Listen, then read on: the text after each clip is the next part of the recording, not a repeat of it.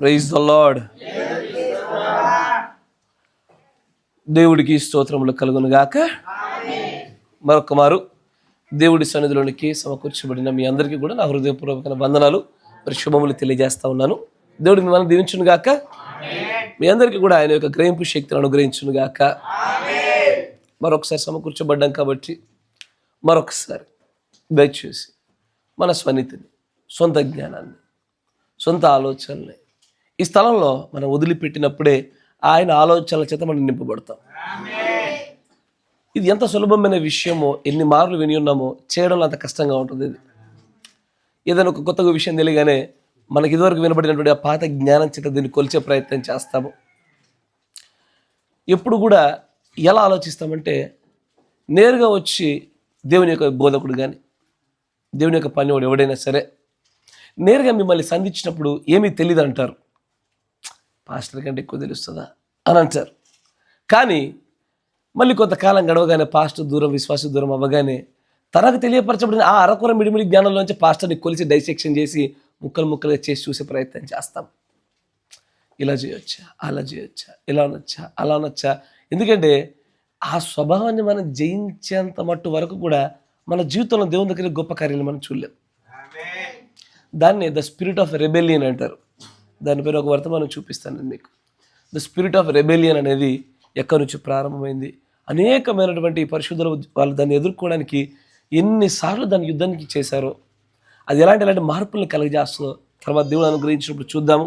కానీ రెబెలియన్ స్పిరిట్తోని మనం ఆయన సన్నిధికి రాకూడదని కోరుకుంటాడు ఆయన. ఆయన ఏమంటాడు? It is the right attitude in the house of God. దేవుడి యొక్క గృహంలో నీ సత్ప్రవర్తనే ఆశీర్వాదాల, శాపాల దేవుని పొందుకోవాలనుకుంటున్నావో అది నీ ప్రవర్తన పైన ఆధారపడి ఉంటుంది అంటాడు ఆయన.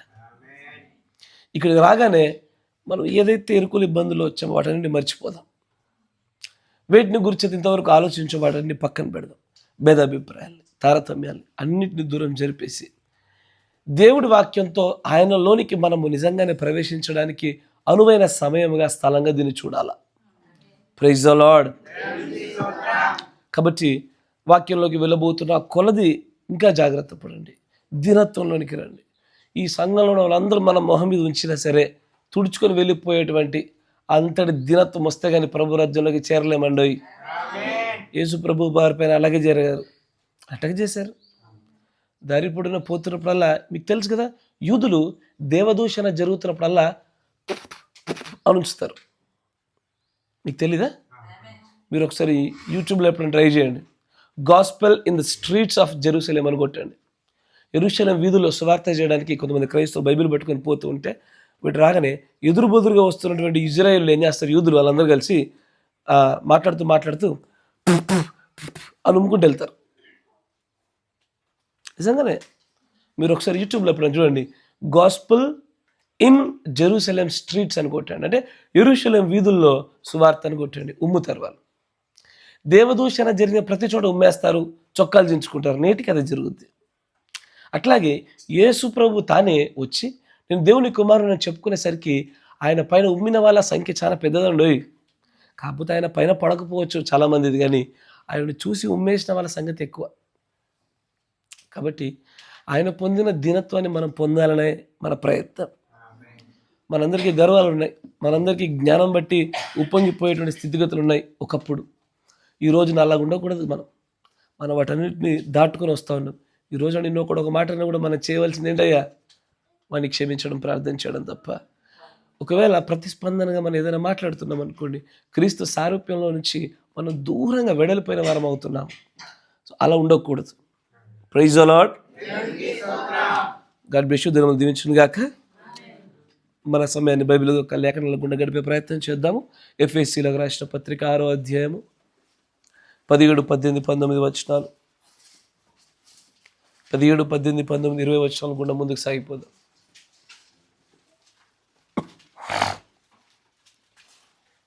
ఎఫెసీలకు రాసిన పత్రిక 6వ అధ్యాయము 17వ వచనం మొదలుకొని చదువు. గ్లోరీ. మరియు శిరస్రాణమును దేవుని వాక్యమును ఆత్మ ఖడ్గమును ధరించుకొనుడి. ప్రతి సమయమునందును ప్రతి విధమైన ప్రార్థనను విజ్ఞాపనలు చేయుచు ఆ విషయమై సమస్త పరిశుద్ధుల నిమిత్తమును పూర్ణమైన పట్టుదలతో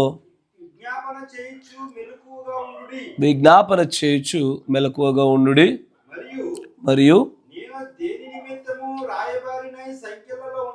ఉన్నానో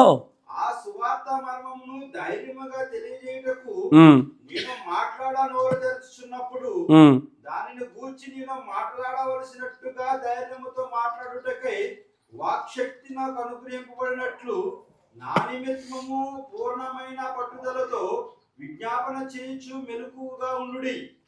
దేవుడికి స్తోత్రములు కలుగును గాక. మీరున్న చోట తలవంచండి, కళ్ళు మూసుకోండి. ఈ సమయంలో నిజమైన అనువాదకుడు ఈ గ్రంథకర్తను అడుగుదాం కాసేపు మనకు తోడుగా ఉండమని. కనికర పూర్ణుడా, సర్వశక్తి సంపన్నుడా, అత్యున్నతమైన సింహాసనంపై ఆసీనుడై ఉన్నవాడా, మీకు స్తుతులు స్తోత్రాలు. ప్రభువా, మేమైతే ఈ మాటల్లో ఉన్నటువంటి అర్థాన్ని మేము ఎన్నటికీ కూడా గ్రహించలేం ప్రభువా. సంవత్సరాలు వెంబడి సంవత్సరాలుగా మేము చదువుతూనే ఉన్నాము, కానీ వర్తమానాలు చదువుతున్నప్పటికీ, ఈ బైబిల్లో వాక్యాన్ని చదువుతున్నప్పటికీ ఆ వాక్య భావమును గ్రహించినటువంటిగా చేసేటువంటి ఆ గ్రహింపు శక్తినిచ్చే ఆత్మ మా యొద్ద లేకుండా మేము ఏ కార్యము చేయలేం ప్రభువా. దయచేసి ఈ సమయంలో నీ పరిశుద్ధాత్మ శక్తిని అడుగుతా ఉన్నాము. ఈ సమయంలో వాక్ శక్తిని, ధైర్యమును, బలమును, గ్రహింపు శక్తిని, మీ ఆత్మీయత యొక్క ఆత్మ యొక్క ఉపస్థితిని మా అందరిపైన మీరు కుమ్మరింపజేయమని ఆయన బలహీనుడైనటువంటి నన్ను ఒకసారి జ్ఞాపకం చేసుకోమని ప్రభు అయిన యేసుక్రీస్తు నామములో ప్రార్థన చేయుచున్నాము. ఆమేన్. Praise the lord. ప్రభువుని స్తుతించుడి. అంతే కదా, నేను ప్రభువుని స్తుతించుడి అని చెప్పా. మీరేం చెప్పాలా? దేవుడికి స్తోత్రం అని చెప్పాలా? ఏమన్నారు మీరు? ప్రభువుని స్తుతించుడి. మీరు ఆమెనంటే ఏమైంది? పిల్లోడికి అన్నం పెట్టుడి. ఇంట్లో నుంచి వాళ్ళ అమ్మ కూడా ఆవు పెట్టు పెట్టు అన్నది. మొత్తానికి పిల్లోడు కడుపు మార్చినారు. Praise the lord. జాగ్రత్తగా గమనించండి. ఉదయకాలంలో కొన్ని విషయాలు చూసాము. దయచేసి ఎవరెవరైతే కొన్ని ప్రార్థనలు అందుకోలేకపోతున్నారో మీరు యూట్యూబ్లో మీరు ఖచ్చితంగా చూడాలా. వర్తమానాలు అన్నీ కూడా ఎలా ఉంటాయంటే, నేను మన దాని గురించి చెప్పట్లే, ఈ గడియ వర్తమానం అలాగుంటుంది. అది అంచెలంచెలుగా కట్టబడి కట్టబడి కట్టబడి కట్టబడి చివరికి ఒక్కసారి తలరాయి తీసుకొచ్చి మీద పెట్టినట్టుగా ఉంటుంది. నీకు పునాదుల్లోనూ గోడల్లోనూ అక్కడక్కడ కట్టబడుతున్న పిల్లర్లోనే గ్యాపులు ఉన్నప్పుడు నీకు పైన తలరాయి సరిగ్గా కూర్చోలేదు అంటున్నాను నేను. ఆ తలరాయి సంబంధించిన విషయాలు సంపూర్ణంగా నేను చెప్పినప్పుడు కొన్ని గ్యాప్లు ఏర్పడతాయి బ్రెయిన్లో, అర్థం కావు. గ్రహింపు శక్తిలో కూడా తేడా కనబడుతూ ఉంటుంది. కాబట్టి ఏదైతే మిస్ అయ్యామో మన వర్తమానాలు ఎంత చేసినా గంటన్నర కంటే ఎక్కువ ఉండవు. ఓపికగా ఒక గంట సేపు సమయాన్ని ఏర్పాటు చేసుకొని మైకుల సమస్యలన్నీ క్లియర్ చేసాము. ఒకప్పుడు మైకుల సమస్యలు ఉండేవి, ఇప్పుడు కొంచెం ఓపిక చేసుకొని వినండి. లేని ఎడల మీకు తర్వాత కట్టబడుతున్న విషయాలపైన మీకు అవగాహన ఉండదు. నేను ఉన్నటువంటి అకస్మాత్తుగా ఎందుకని ప్రార్థన అంశం మీదకి వచ్చానంటే, పాప నియమాన్ని నేను ఇంకా ముందు తీసుకెళ్ళాలంటే ప్రార్థన గురించి కొన్ని స్పష్టతలు ఇవ్వాలి. కాబట్టి ఆ పాప నియమం ఎందుకు ఆపానయా అంటే, ఇక్కడ కొన్ని డాట్లు వేయాలా. ఇది వేస్తేనే తర్వాత పాప నియమాన్ని జయించుటలో ఇంకా కొన్ని విషయాలు మీకు అర్థమవుతాయి. కాబట్టి ఇది ఖచ్చితంగా ఇది నేర్పరైన శిల్పకారులాగా పౌలు గారు కట్టిన పునాదిపైనే అంచెలంచెలుగా వర్తమానంతో కట్టబడతా ఉన్నాం. మనము కట్టబడుతున్నప్పుడు ఏ రాయిని మిస్ చేసుకోకండి. Praise the Lord. దీంట్లో 18వ వచనంలో అంటాడు, ఆత్మ వలన ప్రతి సమయమునందును ప్రతి విధమైన ప్రార్థనను విజ్ఞాపనలు చేయుచు ఆ విషయమై సమస్త పరిశుద్ధుల నిమిత్తమును పూర్ణమైన పట్టుదలతో విజ్ఞాపన చేయుచు మెలకువగా ఉండుడి. ఉదయకాలంలో ఇదే వచనంతో పాటు ఫిలిప్పీ రాసిన పత్రిక 4వ అధ్యాయం 6వ వచనం కొంచెం వేగవంతంగా, రాని వారి గురించి అయినా సరే ఒక 2 నిమిషాలు కేటాయించుదాం. ఫిలిప్పీ 4:6. దేనిని గురించి చింతపడకుడి కానీ ప్రతి విషయములోనూ ప్రార్థన విజ్ఞాపనముల చేత కృతజ్ఞతాపూర్వకముగా మీ విన్నపములు దేవుడికి తెలియజేయుడి. అలాగే 1 తిమోతి 2:2.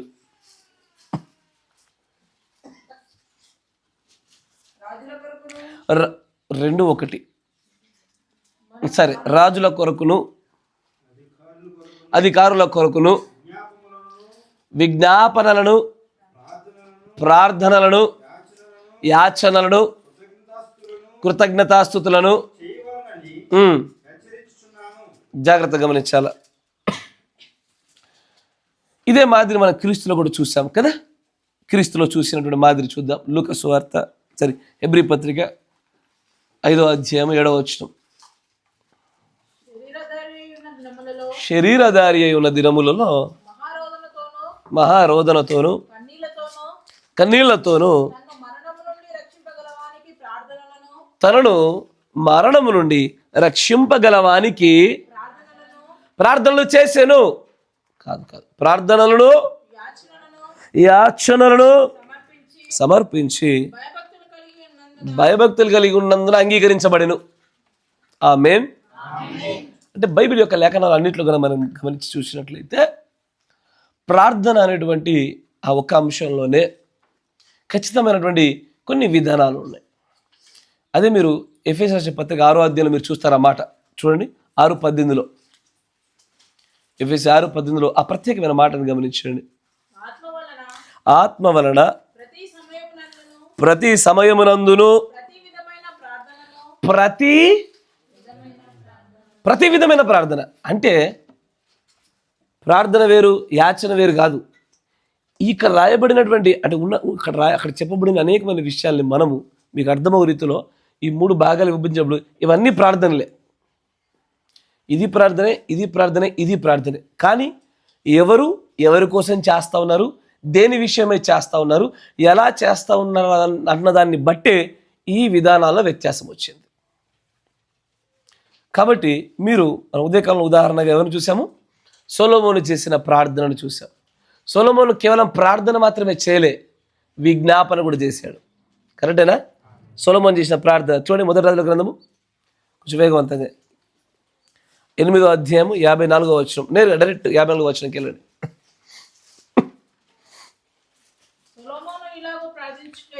సొలొమోను ఇలాగు ప్రార్థించుటయు విన్నపము చేయుటయు సప్లికేషన్స్ చేయుటయు ముగించి. చాలు గమనించండి. అక్కడ సొలొమోను చేసినటువంటి ప్రార్థన అంటాము, కానీ ఇవన్నీ కేటగిరీగా చూస్తే దానిపైన మెయిన్ హెడ్డింగ్ లాగా చూస్తే ప్రార్థనే. కానీ దానిలోనికి మనం వెళుతున్న కొలది ప్రార్థనలో కూడా రకాలు ఉంటాయి. ప్రతి ప్రార్థన అన్ని చోట్ల ఒకే రకమైన ప్రార్థన అనేది కుదరదు. నేను మీకు ఇప్పుడు ఈ సమయంలో అనేకమైన ఉదాహరణలు చూపిస్తాను. ప్రత్యేకమైన సందర్భాల్లో ప్రత్యేకమైన ప్రార్థన అవసరం. 99% క్రిస్టియన్స్ అందరూ కూడా ఏదైతే నేర్చుకుంటారో అదే ప్రార్థన కొనసాగిస్తూ ఉంటారు.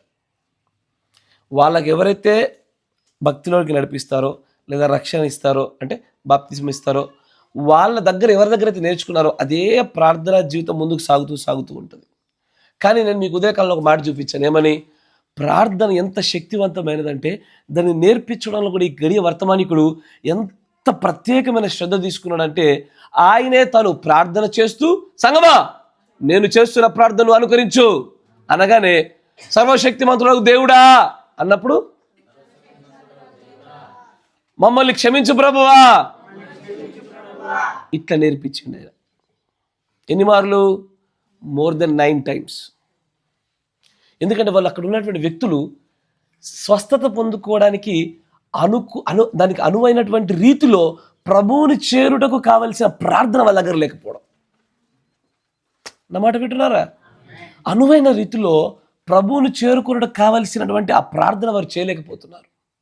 కాబట్టి ఆయన ఎగ్జాక్ట్గా దాదాపు సారూప్యం కలిగినటువంటి సొలొమోను చేసిన అదే ప్రార్థనని ఈ గడియ వర్తమానికుడు చేసి చూపించి ప్రజలకు నేర్పించాడు అక్కడ. కరెక్టేనా? ఇలాగే మీరు గమనిస్తూ ఉంటే మత్తయి సువార్త 5-6 అధ్యాయాలలో మనకు పరలోక ప్రార్థన కనబడుతుంది కదా. పరలోక ప్రార్థన తీయండి. ఆ పరలోక ప్రార్థన పేరు కూడా ఒక వర్తమానం చెప్తాను నేను మీకు. అదొక అడ్డుబండగా ఉందిగా.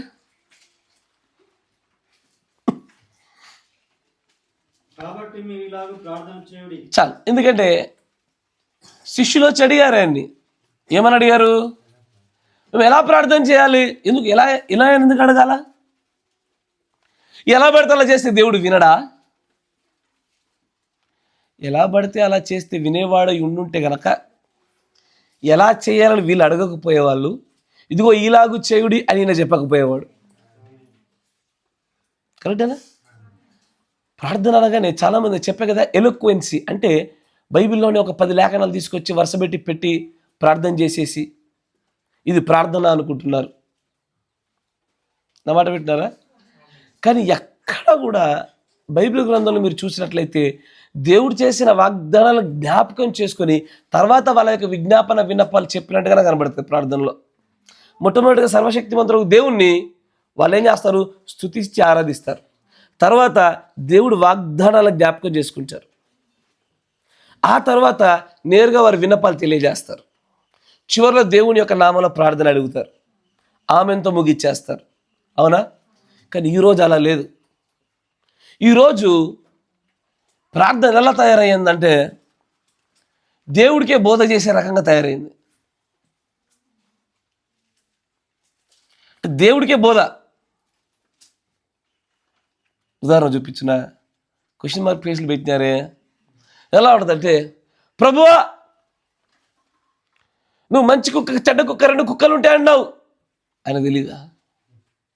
దేవుడికి గుర్తు చేసేది మనం ఇదంతా. తర్వాత గోధుమలు గురుగులు ఉంటాయన్నావు.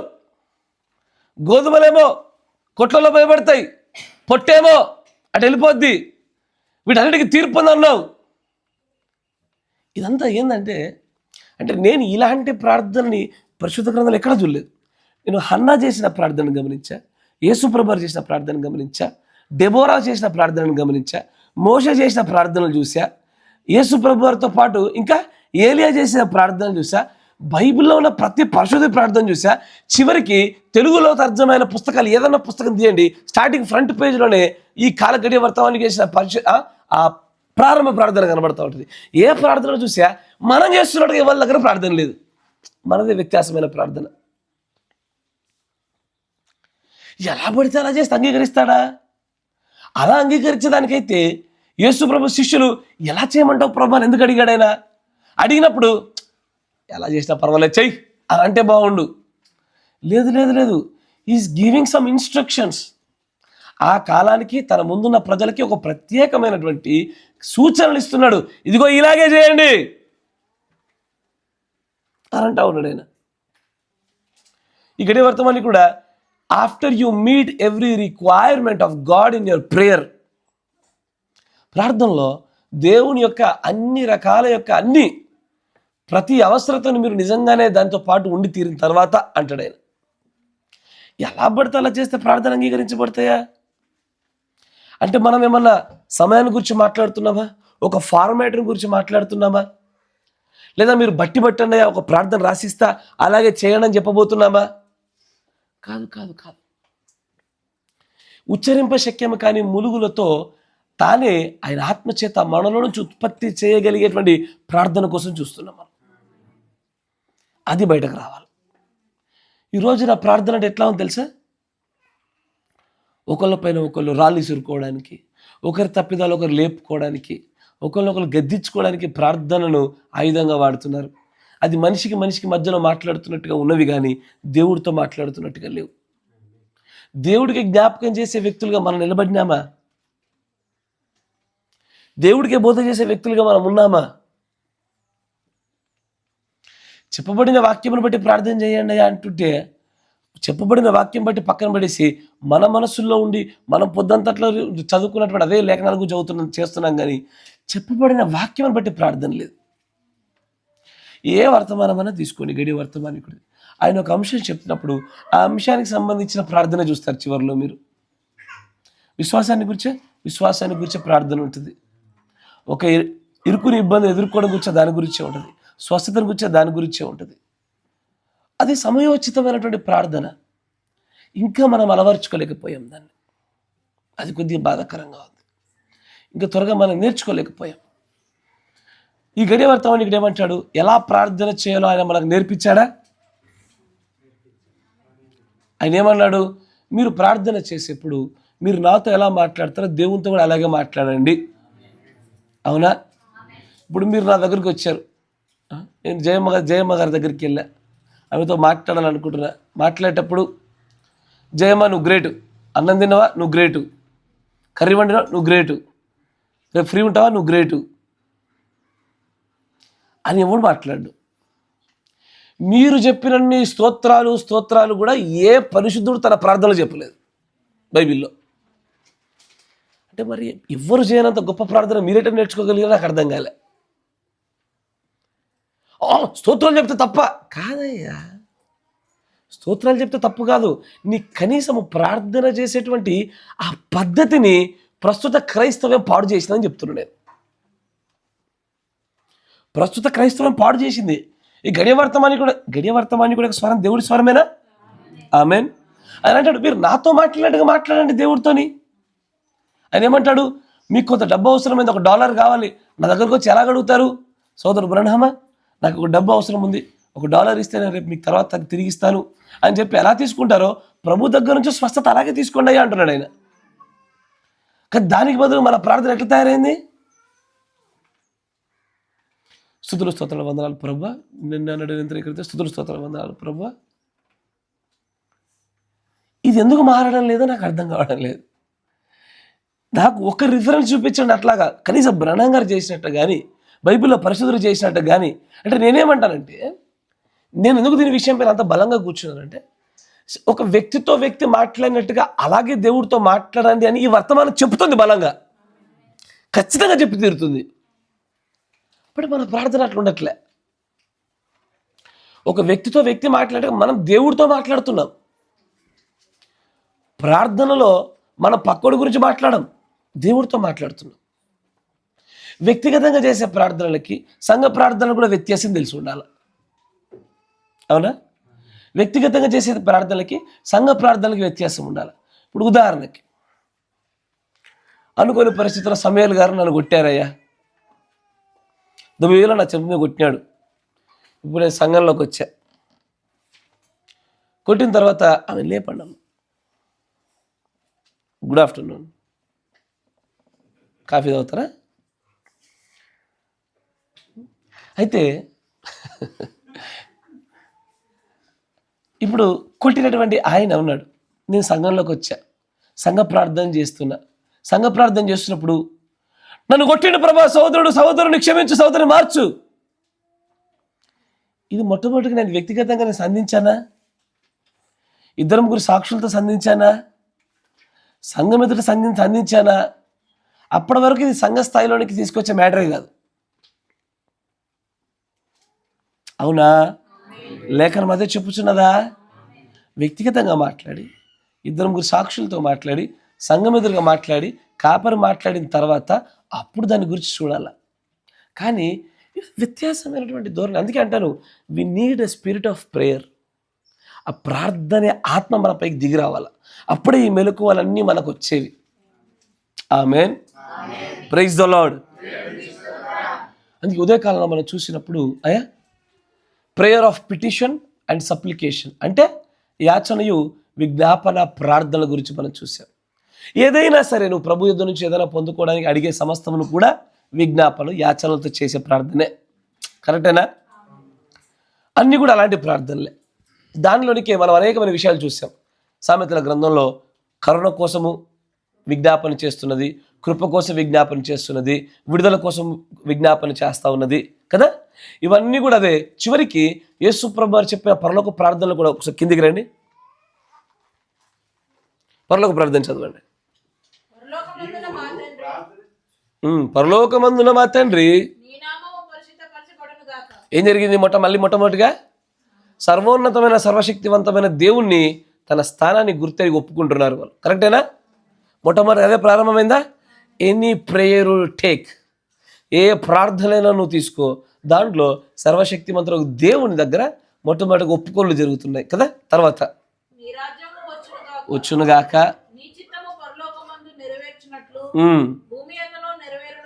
నెరవేరునుగాక.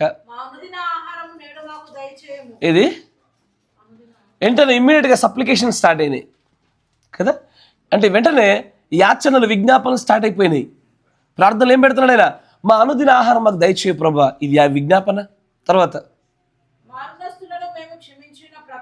ఎస్, ఇదేనా సొలొమోను చేసిన ప్రార్థన? ఎంతమంది అయితే నీ యొక్క మందిరం తట్టు చేతులు ఎత్తి ప్రార్థన చేస్తారో వారి పాపములను క్షమించు ప్రభువా అన్నట్టు ప్రార్థన. ఇవన్నీ కూడా యాచన విజ్ఞాపన అనేటువంటి ప్రార్థనల కింద లెక్కగడతాయి. కరెక్టేనా? అంటే ఒక్కొక్క దానికి ఒక్కొక్క ప్రార్థన చేసుకుంటూ వెళ్దామా? ఒకే ప్రార్థనలు అన్ని కలిపేయచ్చా? ఒకే ప్రార్థనలో అన్ని కలపవచ్చు కూడా. అందుకొరకే మీరు చదివినటువంటి మొదటి రాజుల గ్రంథంలో 8వ అధ్యాయం 54వ వచనంలో సొలొమోను గారు చేసిన దాంట్లో ఈలాగు సొలొమోను ప్రార్థన చేసి విజ్ఞాపన పూర్తి చేశాను అంటాడు. రెండు కలిపి ఒకే దాంట్లో చేసేస్తాడు ఆయన. దీనికి మనం ప్రత్యేకమైనటువంటి పెట్టుకోవాల్సిన ఆజ్ఞ లేదు. అన్నమాట జాగ్రత్త వినాల. ప్రత్యేకంగా పెట్టుకోవాల్సినటువంటి ఆజ్ఞ లేదు. అయినా సరే కొన్ని సంఘంలో విజ్ఞాపన ప్రార్థన కూటములని, యాచన కూటములని కొంతమంది పెడతా ఉంటారు. God bless them. వాళ్ళకి అంత సమయం ఉన్నది, ఆ సంఘంలో అంత చక్కటి అనుకూలమైనటువంటి ఏర్పాట్లు ఉంటే కనుక వాళ్ళు చేసుకోవచ్చు. కానీ అది చేసి తీరాల్సిందే. అది అలాగ చేయకపోతే గనక ఇది ప్రత్యేకంగా యాచనలని విజ్ఞాపనలు పెట్టకపోతే గనక తప్పు అని చెప్పడానికి ఏ లేఖనం కూడా మన కంటికి కనబడదు. Praise the Lord. అది ఉదయకాలంలో యాచనల గురించి విజ్ఞాపనల గురించి మనం చూస్తూ వచ్చాం. ఇప్పుడు మరొక విధమైనటువంటి ప్రార్థనలోనే మరొక రకం. కరెక్టేనా?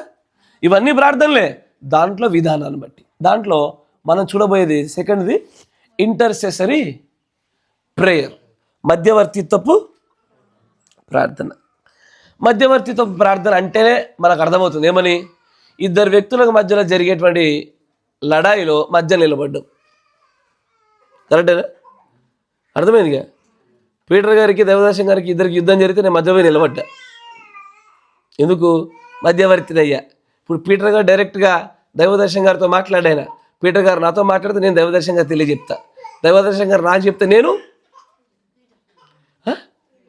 పీటర్ గారికి చెప్తా. సరే, సంఘంలో అందరికంటే ఎక్కువగా మధ్యవర్తిత్వం చేసేది ఎవరు? పాస్టర్ భార్య. స్త్రీల యొక్క విషయాలన్నీ కూడా పాస్టర్ దగ్గర నేరుగా రావు, మధ్యవర్తి కూడా వస్తాయి. అవి మంచిదే. వ్యక్తిగతమైన విషయాలు అలాగే రాని ఇవ్వాలా చెప్తున్నా మీకు. మరి సీరియస్గా ఉన్నారని చెప్తా ఉన్నా. కానీ మధ్యవర్తితో ప్రార్థన సాధారణంగా మధ్యవర్తి అనగా మనందరికీ తెలుసు. రోమా రాసిన పత్రిక తీయండి, 8వ అధ్యాయంలో ఉంటుంది చూడండి. రోమా 8:26. అటువలే ఆత్మ కూడా మన బలహీనతలన్నీ చూసి సహాయం చేయుచున్నాడు. ఎలాగా? గమనించండి, నేను మీకు అనేకమైన సందర్భాలు చూపిస్తున్నా. ఎలా ప్రార్థన చేయాలో శిష్యులు అడుగుతున్నారు. యుక్తముగా ఎలాగో ప్రార్థన చేయడం, యుక్తంగా కాకుండా ఎలాగో ప్రార్థన చేయడం అనేది ఖచ్చితంగా బైబిల్లో ప్రస్తావించబడ్డ విషయం. అది కరెక్టేనా? యుక్తమైన ప్రార్థన, యుక్తం కాని ప్రార్థన ఎలా చేయాలి అనేది బైబిల్లో ఖచ్చితంగా లోతుల్లో పొందుపరచబడిన విషయం. అది నేరుగా మీకు బయట కనబడదు. అది దానికి ఒక పద్ధతి ఉన్నది, దానికి ఒక క్రమాన్ని పెట్టాడు. ఆ క్రమాన్ని దేవుడు ఈ గడియ వర్తమానికుడు కూడా ఏదైతే బయలుపరిచాడో దాన్ని మనం పట్టుకుంటున్నాం. ఆమేన్. చదవండి. తెలీదు, తెలిస్తే బాగానే చేసావు, కానీ ఇప్పుడు యుక్తంగా ఎలా చేయాలో తెలియదు కాబట్టి అప్పుడు ఏం చేస్తాము? ఉచ్చరింప సఖ్యము కాని మూలుగులతో. చాలా మంది ఈ యొక్క వాక్యాన్ని దేనికి పెడతారంటే భాషల్లో ప్రార్థన చేసేదానికి పెడతారు. భాషల్లో వివిధ రకాలుగా ప్రార్థన చేసి, నేను చేయలేదు బ్రదర్, ఆ ఆత్మ నాలో నుంచి ఉచ్చరింప శక్యం కానీ, అందుకే నేను ఒకసారి చేసింది మళ్ళీ చెప్పండి, ఇంకోసారి చెప్తే నాకు రాదు. అది మళ్ళా ఆత్మ వచ్చి అది మాట్లాడితేనే మాట్లాడు, లేకపోతే నేను మాట్లాడలేదని చెప్పేసి తప్పించుకుంటారు కొంతమంది.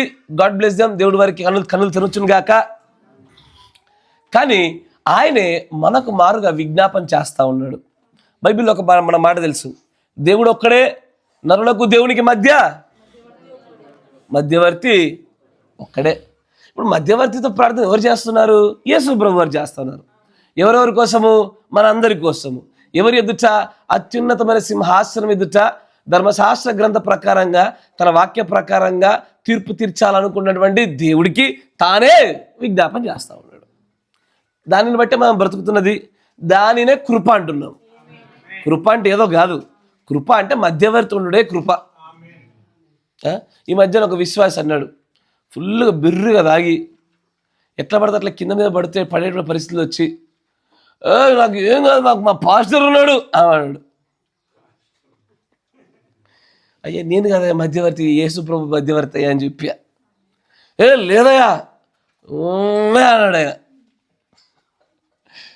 అంటే తాగిన మత్తులో ఆ యొక్క ఆత్మ దయ్యం అట్లా నడిపిస్తుంది. కానీ మనందరి ధైర్యం కూడా ఎవరిపైన? యేసు ప్రభు పైన మాత్రమే. మనకి ఏది జరిగినా యేసు ప్రభు ఆయన ఉన్నాడని మన ధైర్యము. ఈ ధైర్యం యాక్చువల్లీ యేసు ప్రభు శిలువ మరణం పొందక మునిపే దావీదుకున్నది. అందుకే ప్రభు నా ప్రభువుతో సెలవిచ్చిన మాట అంటాడు, మధ్యవర్తిత్వం లేఖనాలు అవి. మధ్యవర్తిత్వం జరిగించుతున్న లేఖనాలు. అప్పటి నుంచి మధ్యవర్తిత్వం జరిగిస్తున్నాడా? అప్పటి నుంచే. అప్పుడు రక్తం చిందించకుండా చేశాడు, ఇప్పుడు రక్తం చిందించి చేస్తున్నాడు. అందుకే అప్పుడు ఆయన ఎప్పటి నుంచి ఉన్నాడు? భూమి పుట్టక మునుపు నుంచి ఆయనలో నుంచి లోగోస్ బయటికి వెళ్ళి ఒక చిన్న పిల్లడు మాదిరిగా ఆడుతున్నాడు కదా. చిన్న పిల్లలు మీకు అర్థమని చెప్తా. అసలు ఈ ప్రార్థన గురించి మీకు వచ్చిన అవగాహన ఉండాలి. ప్రార్థన ప్రార్థన ప్రార్థన ప్రార్థన అంటేనే అర్థించడం కదా, అడుక్కోవడం. ఫర్ ఎగ్జాంపుల్ జాన్ గారు ఉన్నాడు, ఎవడు నా మొహం చూడ కూడా కిందికి తీసుకురాస్తున్నాడు. ఈ జాన్ గారు ఇప్పుడు బాలుడే కాబట్టి ఆ నాన్నగారిని ఏదైనా కావాలంటే ఏం చేస్తాడు? ఆర్డర్ వేస్తాడా, అడుగుతాడా? అడుగుట, అర్థించుట. ఎప్పటి వరకు? వాడి కాలం మీద నిలబడి ఆ నాన్నగారు పండు ముసలోడు అయిపోయిన తర్వాత ఇక మా నాన్న నన్ను ఏం చేయాలని ధైర్యం రాగానే అప్పుడు వాడికి గొంతు ఏమవుతుంది? ఇప్పుడు అప్పుడు అడుగుతాడు. ఇక no more asking, only saying. అంతేనా? అడగడాలు ఉండవిగా, చెప్పడాలు ఉంటాయి.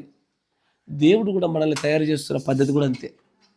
మనకు నిత్య జీవమును అనుగ్రహించేంత వరకు కూడా మనలను బాలుడుగా చూస్తూ అడుగుతూ సహవాసంలో ఉంచుతూ వచ్చిన తర్వాత ఒక క్షణం వస్తుంది, ఒక దినం వస్తుంది.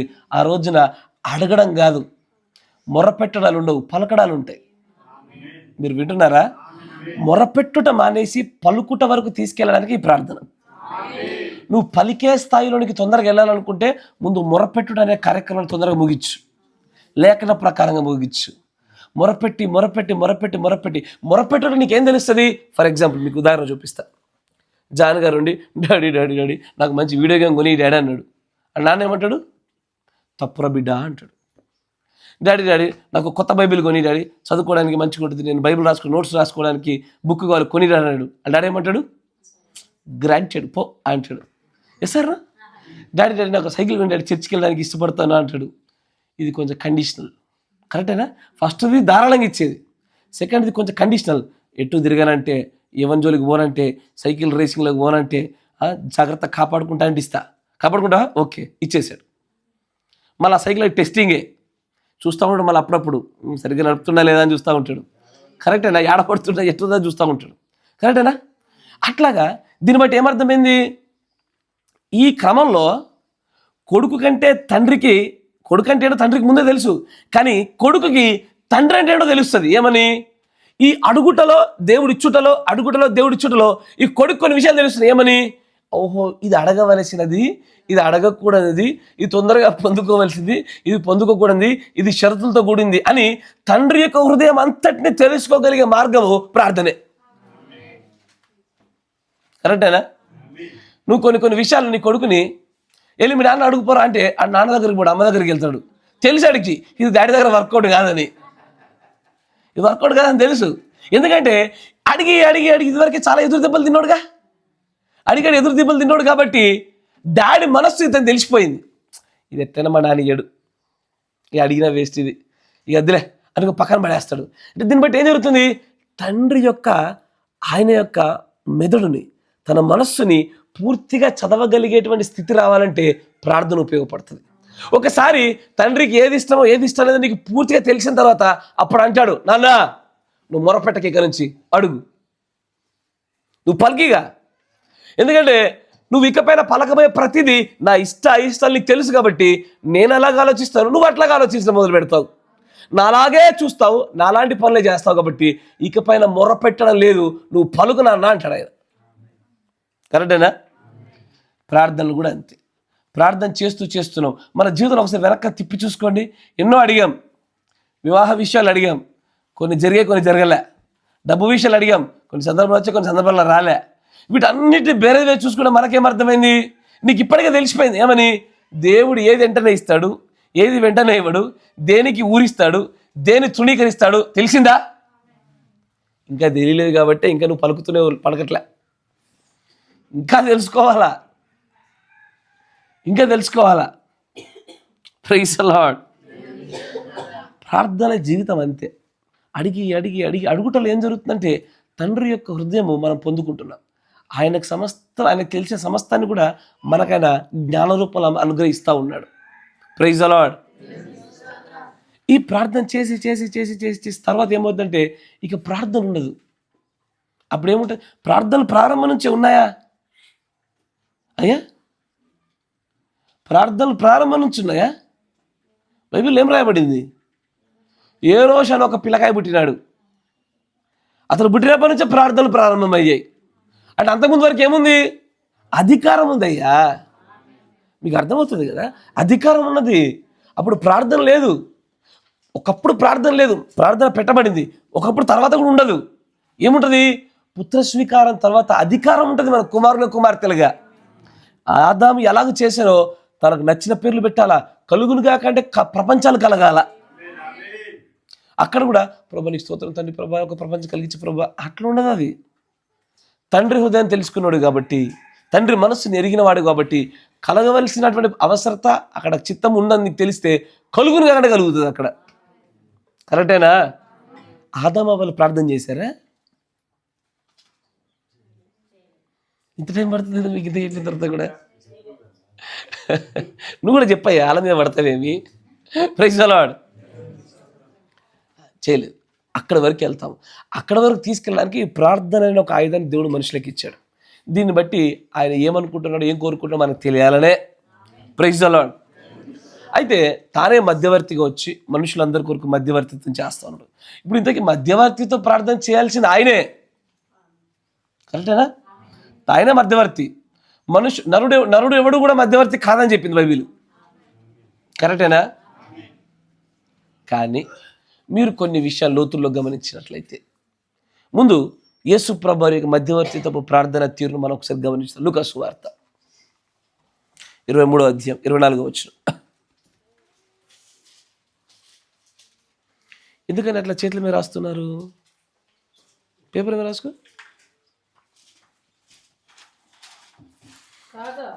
కాగా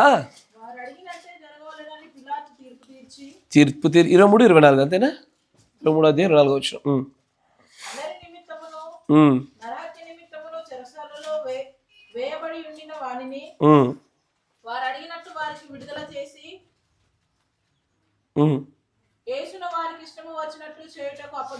అప్పగించెను. పోచుండగా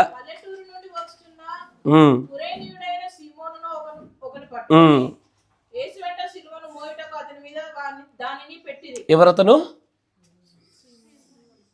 సీమోలు చాలా మంది ఉన్నారు. ఏ సీమోను? మీకు గుర్తుందా? అతని యొక్క కుమార్తె మనం చెప్తే కదా 2000 సంవత్సరాల తర్వాత అతని యొక్క వంశంలో వృద్ధి చెందించింది కురేనీయుడైన సీమోనే. తర్వాత కంటిన్యూ.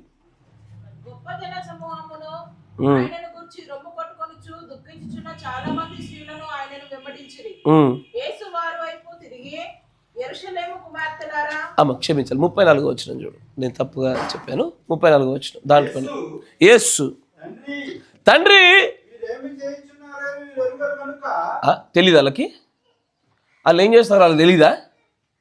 కొడుతున్నాం ఒక మనిషినని, చంపుతున్నాం ఒక మనిషినని, కొరడ దెబ్బలు వేస్తా ఉన్నామని, రక్తాలు కారుతున్నాయని, అబద్ధ సాక్ష్యాలు మనమే పుట్టించినామని, ఆయనలో ఏ దోషం లేదని తెలియదు వాళ్ళకి.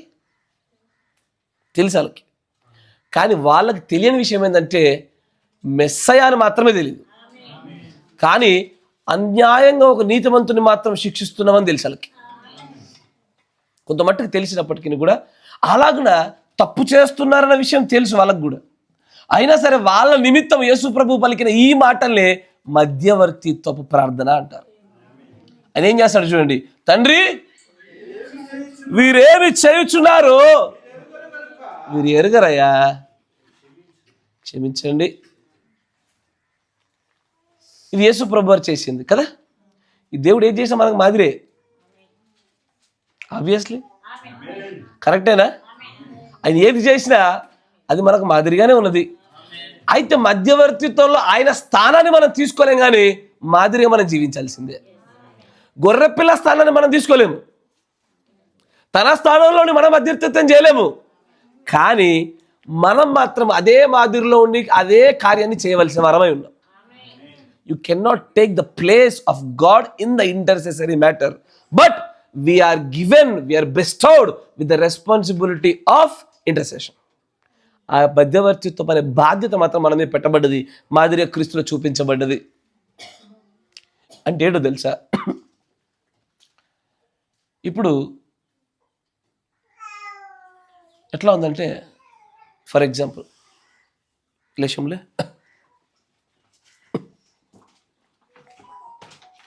ఇక్కడ వచ్చాడు, నన్ను చూస్తున్నారా, నువ్వు కూర్చో, నువ్వు రారా, నువ్వు బయటికి వెళ్ళిన విట్రా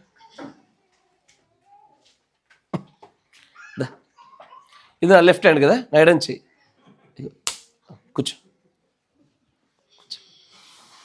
ఇప్పుడు నా ఎడం చేత్తో అని చెంపనికి వచ్చా, అరే నేను కొట్టలేదు, నా ఎడం చేయి కొట్టిందిరా, నేను కాదు. ప్రార్థన మధ్యలో బయటకి వెళ్ళినవరా, ఎవరు కొట్టిరు నేను? నేను కాదు, ఎవరు కొట్టిరు? ఎడం చేయి కొట్టింది, ఎడం చేయని కొట్టు కావాలంటే, ఎడం చేయి చూసుకో ఏమైనా పని ఉంటే. నేను మాట్లాడే మాట ఎంత సిల్లీగా ఉందో, ఎంత సెన్స్లెస్గా ఉందో. కుటుంబముగా కట్టబడి దేవుని యొక్క అవయవాలుగా ఉన్న మనలో ఒకరిపైన ఒకరు మనం చెప్పుకొనిచున్న మాటలు, చేస్తున్న ప్రార్థనలు అలాంటివి, అంత సిల్లీవి అవి. ఒకడి కోసం ఒకడు మధ్యవర్తిత్వం చేయలేని పరిస్థితి ఇది. అయ్యా తండ్రి, ఆ సహోదరుడు తెలియజేశాడు, క్షమించు ప్రభువా అనలేకపోతున్నాం ఈ రోజున. మనుషులు చేసేటువంటి, క్రైస్తవులు చేసే ప్రార్థనలో 95% పిటిషన్లు, సప్లికేషన్సే. ఇదియు అదియు, ఇదియు అదియు. కాకపోతే కొంచెము రైచియస్నెస్, నీతిమంతుడు అనిపించుకోవడం కొరకు కొన్ని మేలుల విషయాలు అడుగుతాడు. ఏమని? నాకు ప్రత్యక్షత ఇయ్యు, నాకు జ్ఞానం ఇయ్యు, నాకు మంచి కరుణనియ్యు, నాకు కృపనియ్యు. ఈ లోకంలో ఉన్న వాటిని వదిలేసి ఇవి మాత్రమే అడుగుటం వలన సంపూర్ణమైన ప్రార్థన చేస్తున్నానన్న భ్రమలో ఉన్నాడు క్రైస్తవుడు. కానీ 99% తన ప్రార్థన అంతా కూడా పిటిషన్స్ అండ్ సప్లికేషన్సే, యాచనలు, విజ్ఞాపనలే ఉన్నాయి. ఇంటర్సెసరీ ప్రేయర్స్ లేవు, ఇంటర్సెసరీ ప్రేయర్స్ లేవు. ఎదుటివాని కొరకు మనం మధ్యవర్తితో ప్రార్థన చేయడం లేదు మన మధ్యలో. యేసు ప్రభు వారు మరొక చోట లూకాసు, మత్తయి సువార్త చూడండి, లూకాసు దాంట్లో 22వ అధ్యాయం దాంట్లో 31 వచ్చిన చూడమ్మా, 22:31. సీమోను పట్టుకొని చూడండి, మీకు ఎప్పుడైనా మీ చుట్టుపక్కల ఉన్నటువంటి సహోదరులలో, అరే వీడు సమస్యలో పడబోతున్నాడు రా, వీడు ఆల్రెడీ సమస్యలు ఎదుర్కొంటున్నాడు, ఈ కుటుంబం ఇప్పటికీ ఇబ్బందులు ఎదుర్కొంటుంది అన్న విషయాన్ని మీరు ముందైనా గ్రహించగలిగారు ఎప్పుడన్నా? దేవుడు కొంతమంది కళ్ళ ద్వారా చూపిస్తాడు, లేదా ఇదివరకే 1-2 సమస్యలు ప్రారంభంలో మనకు అర్థమైపోద్ది. ఏమని? ఇది శిక్షించబడుతున్న కుటుంబము, సాతాను గట్టిగా పట్టుకోబోతున్నాడు అని మనకు అర్థమవుతుంది. అర్థం కాదా? అర్థమవుద్ది, కానీ యేసు ప్రభువు చేసినట్టు మనం చేయం. దుష్టుడు ఆ చిన్న సంఘాన్ని, అప్పుడే కట్టబడ్డాడు, ఆ చిన్న సంఘాన్ని జల్లెడబట్టి నాశనం చేద్దామని చూస్తున్నాడు. అయితే వాడు వేడుకుంటున్నాడు. మళ్ళీ చదవండి అన్నమాట. సీమోను పట్టి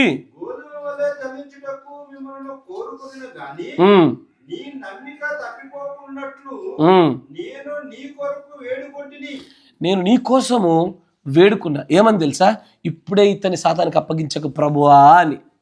మధ్యవర్తిత్వపు ప్రార్థన ద్వారా దుష్టుడికి ఆయన అప్పుడే అతని పైకి ఏ శోధన రాకుండా ఉండుటకై ఇతను స్థిరపరచబడాలా. ఇతని నమ్మకము అప్పుడు కనుక శ్రమ వచ్చుంటే ఆయన నమ్మకం ఎప్పుడో ఎగిరిపోయేది. కాబట్టి అతని కోసం మధ్యవర్తిత్వ ప్రార్థన చేశాడు ఆయన.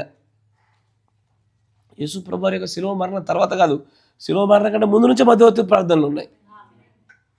అయితే బైబిల్ అంతట్లో మీరు చూస్తే యేసు ప్రభు యొక్క అదే హృదయాన్ని, అదే మనస్సును కలిగిన పరిశుద్ధులు కూడా మధ్యవర్తి ప్రార్థన చేశారు. యేసుప్రభు వారు మాత్రమే కాదు, ఆయన లాంటి హృదయానికి కలిగే ప్రతి ఒక్కరు అదే చేశారు. కానీ ఏ ఒక్కరు కూడా నా సహోదరుడు తప్పు చేసిండు, నా సహోదరు తప్పు చేసింది, వాళ్ళని ఖండించు ప్రభా, వాళ్ళని దిద్దు ప్రభా, వాళ్ళని శిక్షించు ప్రభా, ఇట్లా అడగలేవుడు. మన ప్రార్థనే తప్పు. వాక్య ప్రకారంగా మన ప్రార్థన దేవుడి దగ్గరికి పోవట్లే. ఎందుకంటే నువ్వు చేసే ఏ ప్రార్థన అయినా సరే నాకు పరిశుద్ధుల్లో ఒక్కరి ప్రార్థనతో చూపించి ఇగో దీని మాదిరిగా చేస్తున్నానని చెప్పి ఒక్క లేఖనం చూపించగలగాల. పేరుకి వర్తమానంలో బలమైన ఆహారాలు తీసుకుంటున్నాం అనేటువంటి నమ్మకంగా ఉంది, కానీ ప్రార్థన చేయడం కూడా రాలేదు మనకి.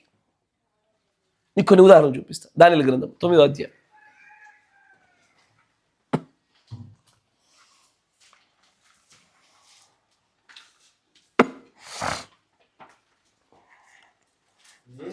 నేను ఇంకా పలుకుచు ప్రార్థన చేయొచ్చు పవిత్ర పర్వతం కొరకు నా దేవుడైన యెహోవా ఎదుట నా పాపమును నా జన్మ యొక్క పాపమును ఒప్పుకొనుచు నా దేవునిని విజ్ఞాపన చేయుచుంటిని. మంచిగా వినాల. ఇక్కడ అంతా కూడా ఏం చేస్తాడు ఆయన? తన ప్రజల కోసం చేస్తున్నటువంటి ఇంటర్సెసరీ ప్రేయర్ అది. దీనిని ప్రవక్త అంటాడు, డానియల్ ఇంటర్సీడ్స్ ఫర్ హిస్ పీపుల్ అంటాడు. ఆయన తన ప్రజల కోసం తను ఏం చేశాడు?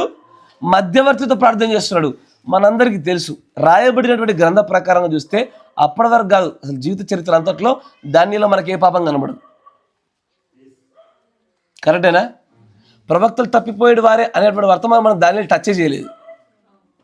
ఎందుకంటే రాయబడినటువంటి అందుబాటులో ఉన్నటువంటి సమాచారం బట్టి చూస్తే అక్కడ ఏ తప్పిదాలు కనబడవు. ఆయన పొరపాట్లు ఉంటే బాగుండు, పాపాలు అనుకున్నాడు ఏకంగా దాన్ని. కానీ అక్కడ తన ప్రజల కొరకు ఏమని చేస్తున్నాడు? ఆయన ఇంటర్సెసరీ ప్రేయర్ చేస్తున్నాడు. ఏమని చూడండి, మాట్లాడుచు ప్రార్థన చేయుచుండగా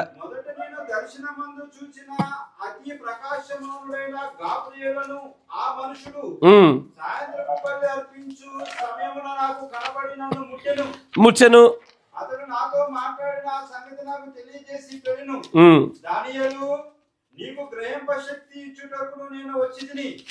నీవు బహుప్రియుడువు గనుక నీవు విజ్ఞాపన చేయు ఆరంభించినప్పుడు ఈ సంగతి నీకు చెప్పుటకు వెళ్ళవలనని ఆజ్ఞ బయలుదేరును. కావున ఈ సంగతిని తెలుసుకుని నీకు కలిగిన దర్శన భావమును గ్రహించుము.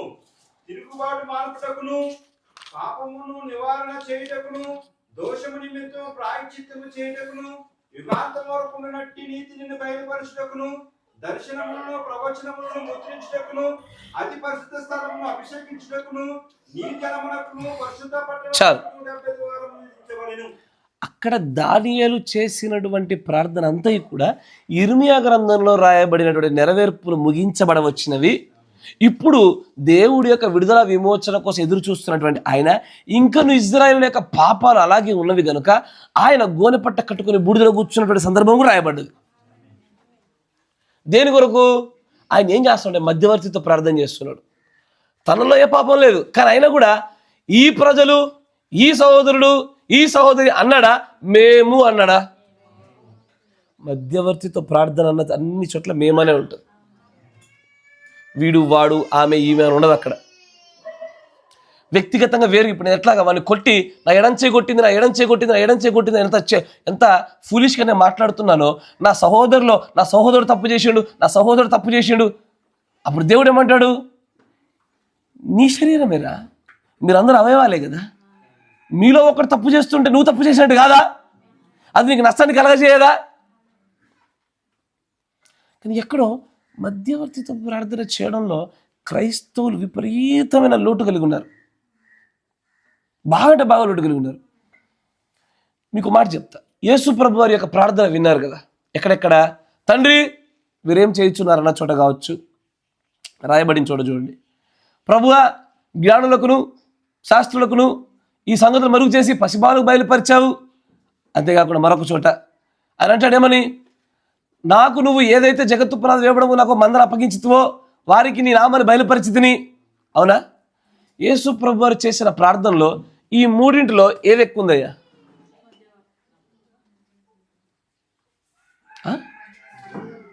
ఆయన తనకు ఇది కావాలి అది కావాలి అడిగిండా? ఆయన కేవలము అప్పగింపబడబోతున్న ముందు రోజు రాత్రి మాత్రమే నీకు ఇష్టమైతే ఈ గిన్నె నా ఎదురు నుంచి తీసేయి అని అడిగింది. అది ఒక్కటే విజ్ఞాపన ప్రార్థన. ఆయన చేసిన ప్రార్థనలో విజ్ఞాపన ప్రార్థన 105% ఉంది. మిగిలినటువంటి 90%లో 85% ఇంటర్సెసరీ, 5% మాత్రమే కృతజ్ఞత. ప్రభువా, ఈ పసిబాలుకు భయపరుస్తూ నిన్ను స్తుతిస్తున్నాను అంటాడు. కృతజ్ఞతలు అవి.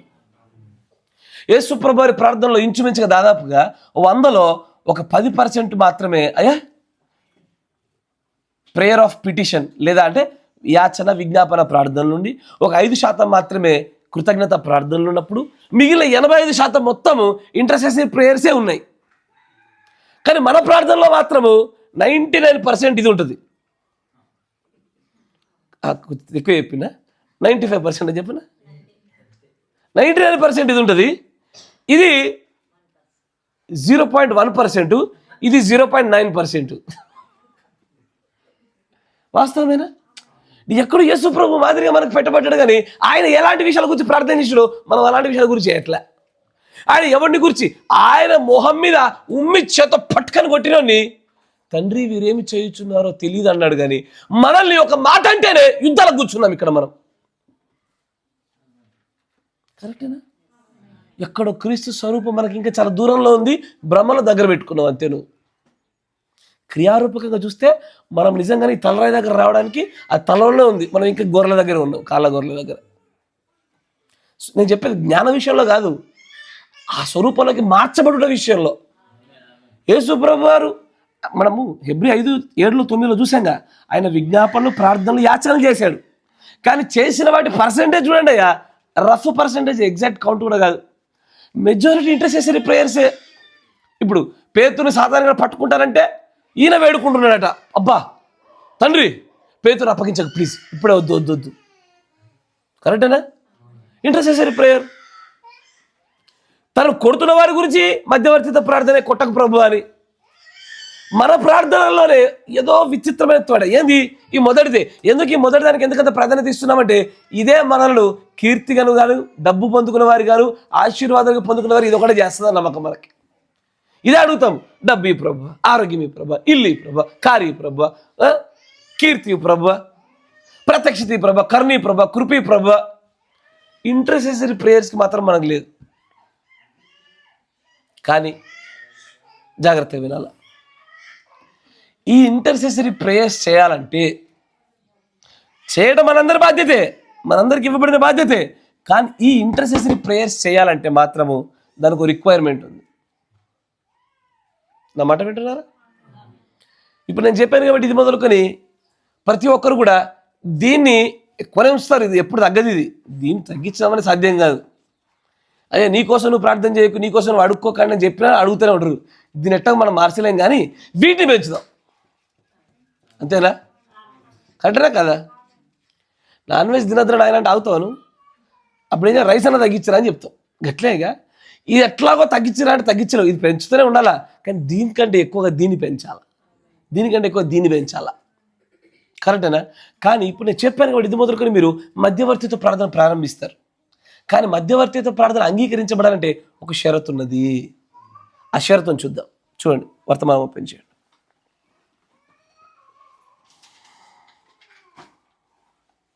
(51-1003)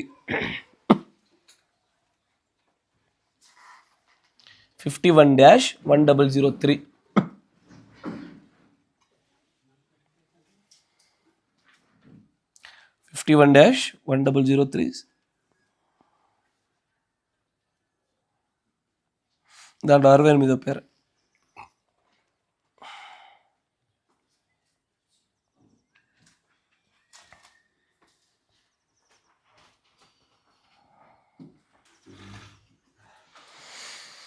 చదవండి.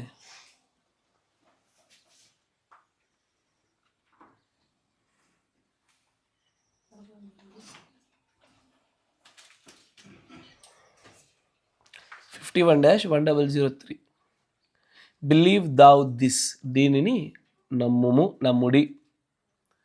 68వ పేరు. ఇక్కడ ఒక స్త్రీని తీసుకోండి. బలిపీఠం దగ్గరకు వస్తున్న ఒక స్త్రీని తీసుకోండి, or a man. ఒక మనుషుడైనా పర్వాలా, Let them be ever so wily. Voile. They could scream and cry. వాళ్ళు నా మాట వినాలి జాగ్రత్తగా, అయ్యా నా మాట జాగ్రత్తగా వినాలి. ఇప్పుడు ఆ వ్యక్తి బలిపీఠం దగ్గరకు వచ్చిన తర్వాత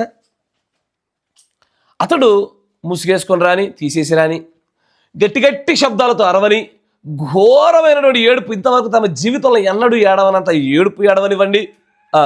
And walk up and down the altar. బలిపీఠం నుంచి ఆడికి, అక్కడి నుంచి బలిపీఠం దగ్గరికి తిరగనివ్వండి, అటు ఇటు అటు ఇటు ఎంతైనా తిరగనివ్వండి. Saying, వాళ్ళు అంటారు ఏమని, God, forgive me. ప్రభువా నన్ను క్షమించు అంటూ ఒక స్త్రీ కానీ పురుషుడు కానీ అటు ఇటు క్షమించు ప్రభువా, క్షమించు తండ్రి, క్షమించు దేవా, క్షమించు ప్రభువా అని తిరుగుతూనే ఉండనివ్వండి.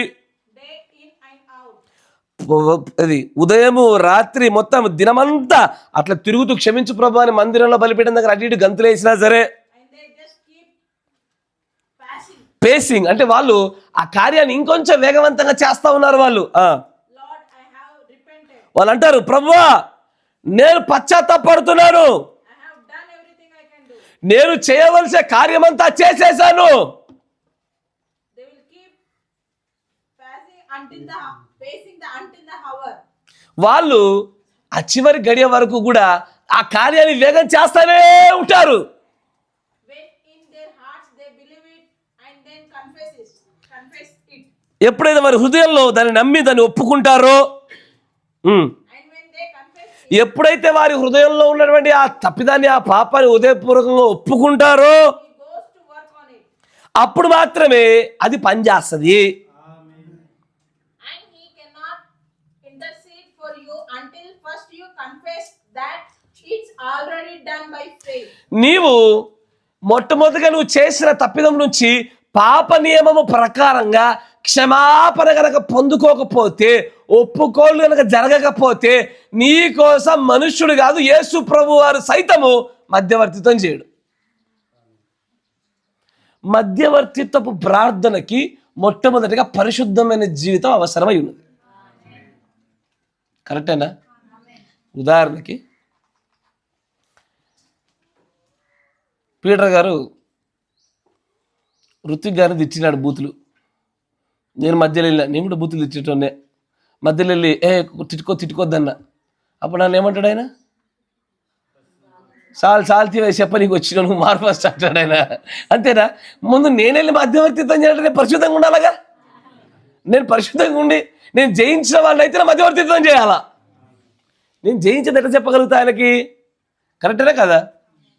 ఇక్కడ ముందు మధ్యవర్తిత్వంలో చేసేవాడికి, చేయించబడేవానికి పాప నియమాన్ని తప్పించుకోవడం రావాలి. ఇది మెయిన్ లాజిక్. ఇది ఉదాహరణకి మన ఎస్తేరమ్మ ఉన్నది. ఎస్తేరమ్మ ఏదో ఒక తప్పిదంలోనే ఒక బలహీనతలో పడిపోబోతా ఉన్నది నాకు తెలిసింది. ఇప్పుడు నేను మధ్యవర్తితో ప్రార్థన చేయాలి. తను పడిపోక మునుపైతే నేను పరిశుద్ధంగా ఉండి ప్రార్థన చేయడం వల్ల దేవుడు కరుణించి కాపాడవచ్చు. పడిపోయింది అనుకో ఇదివరకే, అప్పుడు తన కోసం నేను మధ్యవర్తితో ప్రార్థన చేయాలంటే ఇటు నాకును అటు తనకు ఇరువురికి పరిశుద్ధత ఉండాలా, ఇద్దరు పాపాలు ఒప్పుకోవాలి. మీకు అర్థమైందా? తప్పిదంలో పడిన తర్వాత ఆ తప్పిదాన్ని బట్టి పాప నియమంలో ఎక్కడెక్కడ ఒప్పుకోళ్ళు జరిగేదాకా కూడా మధ్యవర్తిత్వం జరగదు. అంటే చాలా మంది ఎలా కోరుకుంటారంటే ఇష్టం వచ్చి అడ్డమైన తప్పుదాలు చేసేసి ప్రభు దగ్గరకు వచ్చి, ఎందుకంటే చాలా చక్కగా చెప్పాడు ప్రవక్త, మందిరానికి వచ్చి క్షమించు ప్రభు, క్షమించు తండ్రి, క్షమించు ప్రభు అని ఉపవాస ప్రార్థన చేసి గట్టి అరిచి ఏడుపులు పడబబ్బులు చేసి అటు తిరిగి ఇడుదుంకి అన్ని దుంకుతారు. కానీ అది ఒప్పుకోలు జరగనంత మట్టు వరకు నీ కోసము దేవుడు సైతము నీకు మధ్యవర్తిత్వం చేయలేడు అన్నాడు ఆయన. మధ్యవర్తితో ఆగిపోయబడ్డదంటే ఏంటో తెలుసు దాని అర్థము? మధ్యవర్తిత్వం ఇక జరగట్లేదు అంటే ఏంటో తెలుసా? మధ్యవర్తిత్వం ఆపేసాడంటే ఏంటో తెలుసా? తీర్పు, శిక్ష. నీకు అర్థమవుతుందా? మధ్యవర్తిత్వం ఆగబడింది అంటేనే తీర్పు, శిక్ష. మధ్యవర్తిత్వంలో ఏం జరుగుతుంది? ఎల్లవేళ మన పైన ఆ వధించబడినటువంటి గొర్రెపిల్ల యొక్క రక్తం మన పైన ప్రోక్షించబడడం వల్ల కృపలో పరిశుద్ధం అవుతున్నాం. కానీ మధ్యవర్తిత్వమే ఆపబడింది. నేను అందుకే అంటాను, పాప నియమాన్ని సరిగ్గా గ్రహించి దాన్ని ఎప్పటికప్పుడు ఏ రోజు ఆ రోజు దాన్ని చేదైన వేరు అక్కడక్కడ తుంచుకుంటూ వేరు అనుకో, ఆ రక్తమే, ఆ కురిపే నిన్ను నన్ను పరలోక రాజ్యంలో పెట్టేది. నేను తప్పిదం చేసి ఆయనకు విరోధంగా ఆయన దగ్గరికి ఒప్పుకోలే, ప్రభు దగ్గర ఒప్పుకున్నా, శిక్ష అనుభవించి తీరాల్సింది నేను ఆయన విషయంలో. నాకు ఆ విషయంలో మధ్యవర్తిత్వం జరుగుతలేదు. దేవుడు ఆ విషయంలో నన్ను గూర్చి తను అత్యున్నత సింహాసనం దగ్గర ఎలాంటి మధ్యవర్తితో ప్రార్థన చేస్తున్నాడు, విజ్ఞాపన చేస్తున్నాడు. క్లోజ్. నేను చేసిన తప్పిదానికి నేను మూల్యం అనుభవించాల్సిందే. ఆ పాపం మూల్యం అనుభవించినా కూడా ఆ ధవల సింహాసనం వరకు నా పైన వేలాడుతూనే ఉంటుంది. అది చాలామందికి పాపం యొక్క శక్తి తెలియడంలే. ఎంతకాలం యేసుప్రభు యొక్క రక్తాన్ని చూస్తున్నారు, యేసుప్రభు కృపనే చూస్తున్నారు, కానీ ఆ కృపకి ఆ రక్తానికి షరతులు ఉన్నాయనే విషయం తెలుస్తలేదు. కరెక్టేనా? కృపకు రక్తానికి షరతులు ఉన్నాయా? ఖచ్చితంగా ఉండి తీరినాయి అని అంటాడు. First you have to confess out of your heart. నీ హృదయంలో నుంచి నువ్వు దాన్ని ఒప్పుకొనుట జరిగిన తర్వాతే నీకు అప్పుడు ఇంటర్సీడ్, మధ్యవర్తిత్వం అనేది జరుగుతుంది. అప్పటి వరకు మధ్యవర్తిత్వం లేదయ్యా. మధ్యవర్తిత్వం ఆపేశాడు. ఇప్పుడు ఇద్దరు వ్యక్తులు కొట్టుకుంటే మధ్యలో నేను ఆపుతున్నా. ఇప్పుడు నేను ఆపట్లేదు అనుకో, ఏం జరుగుతుంది? ఇద్దరి మధ్యలో యుద్ధం జరుగుతుంది, ఫైటింగ్ ఎక్కువైతుంది, సమస్యలు ఎక్కువైతాయి, రోగాలు ఎక్కువైతాయి, బాధలు ఎక్కువైతాయి, శాంతి ప్రశాంతత ఉండదు, ఇక నీతి సమాధానాలు ఉండవు, ఇక మధ్యవర్తిత్వం జరగదంటున్నాడు ఈ కాల ప్రవక్త. అంతేనా? ఇంకొంచెం ముందుకు రండి.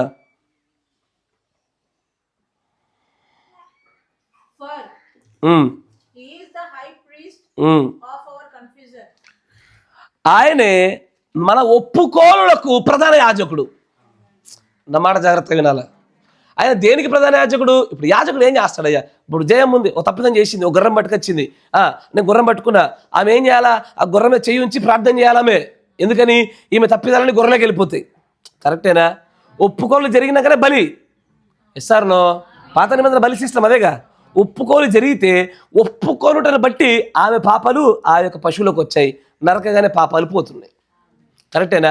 ఇప్పుడు మన ప్రధాన యాజకుడు ఎవరు? యేసుక్రీస్తు వారు. ఇప్పుడు ఇంతకీ మన పాప నియమ ప్రకారం మన ఒప్పుకోళ్ళు జరిగాయా? ఆయన అంటాడు, ఆయన దేనికి ప్రధాన యాజకుడు? మన ఒప్పుకోళ్ళకే ప్రధాన యాజకుడు. ఆ మాట మళ్ళీ చదవండి. ఆ పదం వింటుంటేనే మనకి భయం కలగాలి. ఆ మాట చూడండి ఒకసారి.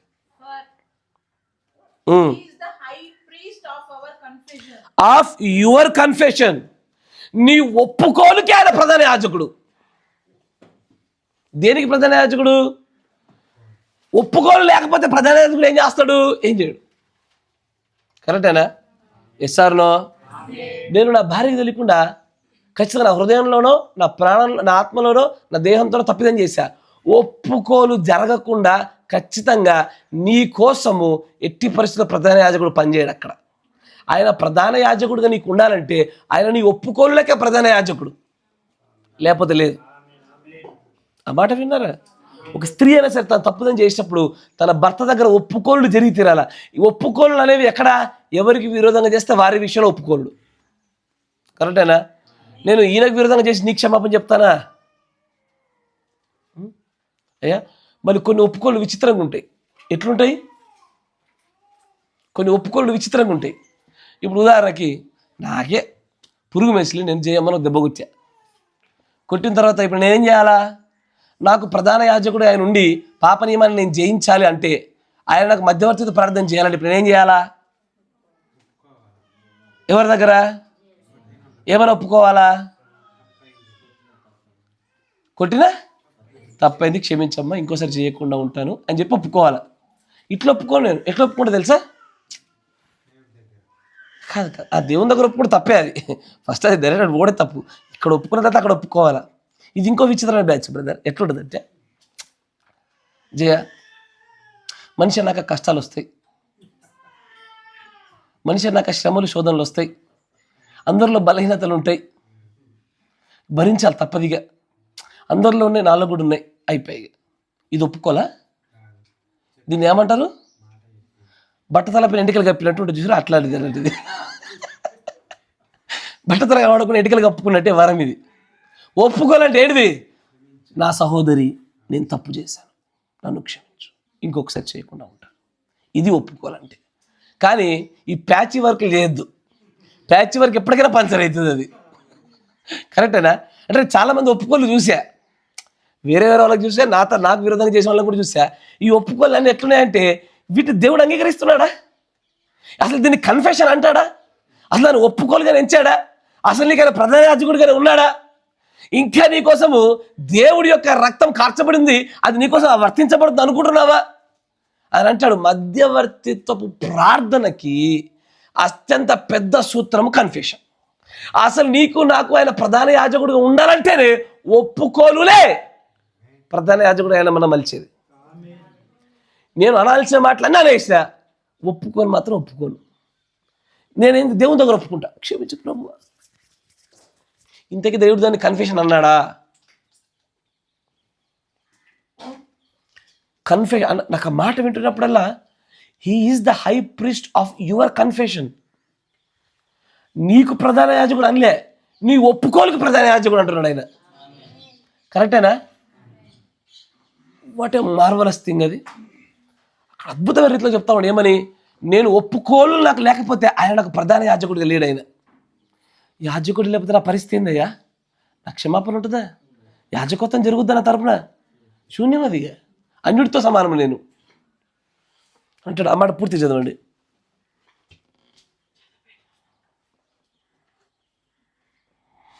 ఆమేన్.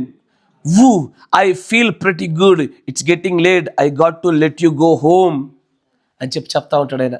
అక్కడ ఒక సహోదరికి జరగవలసినటువంటి స్వస్థతను గురించి మాట్లాడుతూ, నేను యేసు ప్రభు మీకోసం మధ్యవర్తిత్వం చేయాలన్నా, నేను మీకోసం మధ్యవర్తిత్వం చేయాలి. తర్వాత చెప్తాను ఇంకో చోట మాట.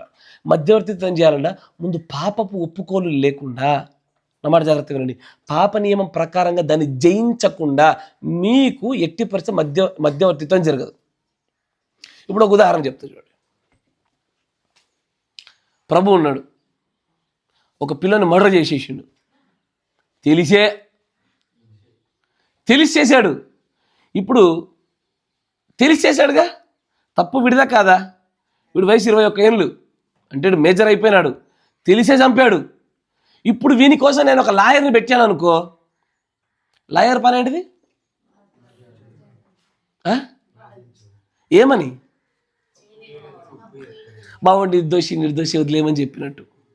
కరెక్టేనా? చేసినని పట్టుకొని చేయలేదని చెప్పి లాయర్ని పెట్టించుకుంటున్నాం మనం. ఇప్పుడు ఏమైంది తెలుసా, అట్లా లాయర్ని పెట్టగానే వాడు చేసిన తప్పిదం ఏముందో లాయర్ మీదకి, నా మీదకి, అందరి మీదకి వచ్చింది. అది దేవుడి యొక్క నిర్ణయాలు అలాగే ఉంటాయి. కరెక్టేనా కదా? కానీ వీడు ఒక వ్యక్తికి నష్టం కలిగించాడు, నష్టపరిహారం చెల్లించాడు, క్షమాపణ అడిగాడు, అయినా అవతలోడు కేసు పెట్టాడు. ఇప్పుడు మన లాయర్ని పెడితే లాయర్ ఏం చేస్తాడు? ఆల్రెడీ పాపాన్ని ఒప్పుకున్నాడు, అక్కడ పెనాల్టీ కట్టేసిండు. ఇప్పుడు నా క్లయింట్ నిర్దోషం చెప్తాడు. కరెక్టేనా? అంటే ఎందుకంటే చెప్తున్నా, క్రైస్తవులకు ఒక అత్యంత భ్రమపరిచే ఆత్మ కూడా వచ్చింది. ఏ విషయంలో అంటే, వధించబడిన గొర్రె పిల్ల కూడా ఆయనకు మన మధ్యవర్తిగా ఉన్నాడు, ఆయన మనకు ప్రధాన యాజకుడిగా ఉన్నాడు, ఏ చేసినా నడుతుంది కథ అనుకుంటున్నారు. అయ్యో కాదు, అలా ఉండదు. ఆయన ప్రధాన యాజకుడు కొంతమందికి ఏమున్నాడు, కొన్ని షరతుల్లోనే ఉన్నాడు. గొర్రె పిల్లగా కొంతమంది కూడా కొన్ని షరతుల్లోనే ఉన్నాడు. ఎప్పుడు మధ్యవర్తిగా ఉంటాడు? నీవు నిజంగా మధ్యవర్తిత్వం జరిగించడానికి అనువైనటువంటి వాక్య ప్రకారమైన నీతివంతమైన స్థితిలో ఉండగానే నువ్వు నీతివంతుడు నీకోసం యుద్ధం చేస్తాడు అక్కడ. ఇప్పుడు తప్పు చేశాడు, ఎవరితో అయితే ఎవరికి విరుద్ధంగా తప్పు చేశాడో వారి దగ్గరికి వెళ్ళి సమాధాన పడ్డాడు, వారి దగ్గరికి వెళ్ళి క్షమాపణ అడిగాడు. అప్పుడు దేవుడు దిగొచ్చి మధ్యలో అంటాడు, అత్యున్నత సింహాసనం దగ్గర నిలబడి వీడి కోసం మధ్యవర్తి ప్రార్థన చేస్తాడు. ఏమని? వాడు తప్పు చేశాడు కరెక్టే, కానీ దానికి తగినటువంటి ఒప్పుకోలు చేశాడు కాబట్టి ఇతడు నిర్దోషే అని మధ్యవర్తిత్వపు వాదన చేస్తాడు. ఆయన ఎప్పుడు పాపికి చేయడు. పాపికి మధ్యవర్తిత్వ ప్రార్థన ఉండదు. పాప నియమ ప్రకారంగా ఆ పాపాన్ని ఉదుక్కున్న వాడికే మధ్యవర్తిత్వ ప్రార్థన చేస్తాడు. ఆయన పాపంలో ఉన్నవాడిని కూడా మధ్యవర్తితో ప్రార్థన చేస్తే అయ్యా ఆయన అన్యాయస్తులు అవుతాడయ్యా. ఇంకా పాపం నిలిచి ఉండగానే వాడు ఏమాత్రం మార్పు చెందలేదు, అలాంటి ఒక వ్యక్తిని అతని కోసం అతను దేవుడు ఎన్నడూ కూడా చేస్తే గనక అన్యులందరి కోసం చేయాలి. ఈ భూప్రపంచం మండలంగా ఉన్న ప్రతి ఒక్కరి కోసం మధ్యవర్తిత్వం చేయాలా. వాళ్ళకు మనకు లేనివాడు తెలుసా, రక్తం క్రింద ఒప్పుకోనుడు ప్రధాన యాజకుడే. వారికి లేరు, మనకున్నాడు ఆయన. కరెక్టేనా? మన కన్ఫెషన్కి అయినా ప్రధాన యాజకుడు. ఈ ఇంటర్సెసరీ వర్క్ అనేది చాలా ఇంపార్టెంట్ అయ్యా. ఇది ఉన్నంత మట్టుకే ఏ రోజు ఆ రోజు మన కొత్త ఫ్రెష్ అకౌంట్ స్టార్ట్ అవుతుంది. కరెక్టేనా? దేవుడు క్షమిస్తాలే, దేవుడు అంగీకరిస్తాలే, అయ్యో నీ భ్రమ బ్రదర్, నీ భ్రమ సహోదరి. అట్లా ఉండదు. దేవుడి క్షమాపణలు కూడా నీ దగ్గర కూడా చెప్పిన, సిలువకు ముందు షరతులు లేకుండా క్షమించబడతాయి, సిలువ తర్వాత అంటే ఎట్లా అంటే దాని అర్థం మీకు అర్థమయ్యే భాషలు చెప్తాం. మీ వ్యక్తిగత జీవితాలు చెప్పాలంటే బాప్తిస్మానికంటే ముందు షరతులు లేకుండా అన్ని క్షమించబడ్డాయి. బాప్తిజం తర్వాత షరతులతో క్షమించబడతాయి. బాప్తిజానికి ముందు నేను వ్యభిచరించా, దొంగతనం చేశా, లంగపని చేశా, అన్ని చేశా. వాటన్నిటికీ షరతులు లేకుండా క్షమించేశాడు ఆయన. No more conditions, free free free free. ఇప్పుడు అట్లా కాదు. బాప్తిజం తర్వాత షరతులు ఉన్నాయి. ఆ షరతుల్ని నువ్వు చేసిన పాపాన్ని బట్టి ఆ పాప నియమం ప్రకారం దాన్ని జయించాల. అట్లా జయించకుండా నువ్వు దేవుడు క్షమిస్తాడు, నన్ను తీసుకెళ్తాడని దయచేసి నువ్వు చచ్చిపోయేదాకా ఎత్తబడదాకా ఎదురు చూడకు. ఇది సమయం కాదు దానికి. సంపూర్ణ వాక్య ప్రత్యక్షత బయలుపాటు ఈ వర్తమానం కూడా బయలుకు వచ్చేసింది. నీ కోసం దేవుడు మధ్యవర్తిత్వం చేయాలంటే పాపాన్ని ఒప్పుకొని తీరాల్సిందే. ఒప్పుకొనిన తర్వాత పాప నియమం ప్రకారంగా ఇతడికి ఇప్పుడు నేను ఒక గొర్రెని నష్టం చేశా, ఆ గొర్రెని ఇవ్వాల్సిందే. ఇచ్చిన తర్వాత అప్పుడు దేవుడు ఏమంటాడు, ఇతడు మధ్యవర్తిత్వ ప్రార్థనలో నన్ను నీతిమంతులుగా చూపిస్తాడు. ఆయన అతని దగ్గరికి వెళ్ళి ఒప్పుకోవాలి. మొట్టమొదటిగా ఈ మసిపూసి మారేడుకాయ చేసినట్టుగా, బట్టతలపైన విగ్గు పెట్టినట్టుగా అడ్డదిడ్డమైన ఒప్పుకోలు పెట్టబాకండి. ఏదైనా ఒప్పుకోవాలంటే డైరెక్ట్గా సోదరి తప్పు చేస్తే నన్ను క్షమించు, ఇంకొకసారి చేయను, దట్స్ ఇట్. అది ఒప్పుకోవాలంటే. అంతేగాని కాకమ్మ కథలు చెప్పినట్టుగా ఎట్లుంటాయి అవి. అంటే నేను ఎందుకు మాట చెప్తున్నా అంటే నాకు తెలిసి నాకు ఇద్దరు దంపతుల్లో ఆ భర్త ఏ స్త్రీతో తప్పు చేశాడు, ఏ స్త్రీతో మనసులో తప్పుగా అనుకున్నాడు అన్నీ చెప్పాడు ఆ భార్యకి. అన్నీ చెప్పిన తర్వాత ఆ భార్య గారు అన్నారు, సరేనండి నేను మిమ్మల్ని క్షమిస్తున్నాను, నా తప్పులు కూడా క్షమించేసేయండి అన్నది. ఆయనేమో ఒక నవల రాసినట్టుగా వివరించి చెప్పిండు అన్ని విషయాలు. ఈ అమ్మగారేమో ఏంది ఆల్ మిక్స్డ్ కిచిడి లెక్క వేసి నేను కూడా ఒకటి తప్పిదా చేసి నన్ను క్షమించండి అని అడబడేసింది. అది ఒప్పుకోవాలంట. నాకు డౌట్ దేవుడు దాన్ని ఒప్పుకోలు ఎంచుతాడో లేదో అని. నా మాట వింటున్నారా? ఎందుకు ఆసక్తి లేనట్టుగా ఉన్నారా, ఆలోచిస్తున్నారా? ఒప్పుకోవాలంటే ఒప్పుకోలులే, ఓలాలు ఆలోచిస్తారు. మనసంగం కాదు తీరి గతకాలం తవ్వకుర్రి, మనసంగం కాదులే. అంటే ఈ విషయం నాకు తెలిసినప్పుడు నేను ఆశ్చర్యపడ్డా. సోదరుడు వీడియోలు చూసుకుంటూ వీడియోలను బట్టి వర్తమాన ప్రకారం ఇది చేయాలని, నేను పరలోక రాజ్యంకి వెళ్ళాలని తను తగ్గించుకొని తన భార్య దగ్గర అన్ని ఒప్పుకుంటే భార్య మాత్రం చాకచక్యం వాడింది. ఒప్పుకోదు. అది ఏం చేస్తుంది ఆత్మ? ఇట్లనే బట్టతలపైన విగ్గు, ఏదో నేను కూడా తప్పు చేసినా క్షమించు అంతే. ఏం తప్పు చేసినావు, ఎందుకు చేసినావు, మళ్ళీసారి చేయకుండా ఉంటావా? నీ బలహీనత ఏంటో నీ భర్తకు తెలిస్తేనే కదా ఆయన నేను ఆయా ప్రత్యేకమైన విషయాల్లో బలపరిచినట్టుగా నీకు సహాయపడంగా నిలబడగలిగేది. లేదు తప్పు చేసినావు. ఇప్పుడైంది, నేను వచ్చిన 100 తప్పిదాలు చేసినా, మోనా తప్పు చేసినా క్షమించు అన్న. అయిపోయిందా? అట్లా అంటే ఏం లేదు. ఇక రోజు నా నోట్లో సారీ సారీ సారీ, అందరు కనబడ్డప్పుడల్లా ప్రజలాడు పీటారు సారీ, ప్రజలాడు మోనా సారీ, అయిపోయి. ఇదో నియమమేనా? ఇది కూడా దేవుని నియమాలు మనం వదిలినట్లేనా? దయచేసి ఇలాంటి భ్రమ నుంచి బయటకు వచ్చి సరైన ఒప్పుకోలను మాత్రమే సరైనటువంటి రీతిలో దేవుడు మన కొరకు మధ్యవర్తిత్వం చేసే ప్రార్థనగా మనం ఉంచుతాయి. ఈ విషయాన్ని జ్ఞాపకం ఉంచుకోండి. ఈ మధ్యవర్తి ప్రార్థన ఇంకా యేసుక్రీస్తు దగ్గరే ఉన్నాం, మన దగ్గర రాలే. వద్దాం, కాసేపు అయినాక దేవుడి చిత్త ప్రకారం మనం వద్దాం. మొక్కరించండి, ప్రార్థన చేసుకుందాం.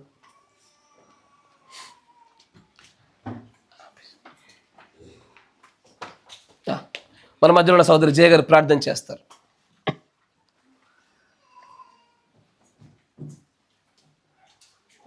అమ్మా కొత్త ఏమైనా గ్రహిస్తున్నారా? God bless you. దేవుడు దీవించుగాక. మార్పు చెందుకోవడానికి ఈ విషయాలన్నీ కూడా. స్తోత్రం స్తోత్రం స్తోత్రం స్తోత్రం.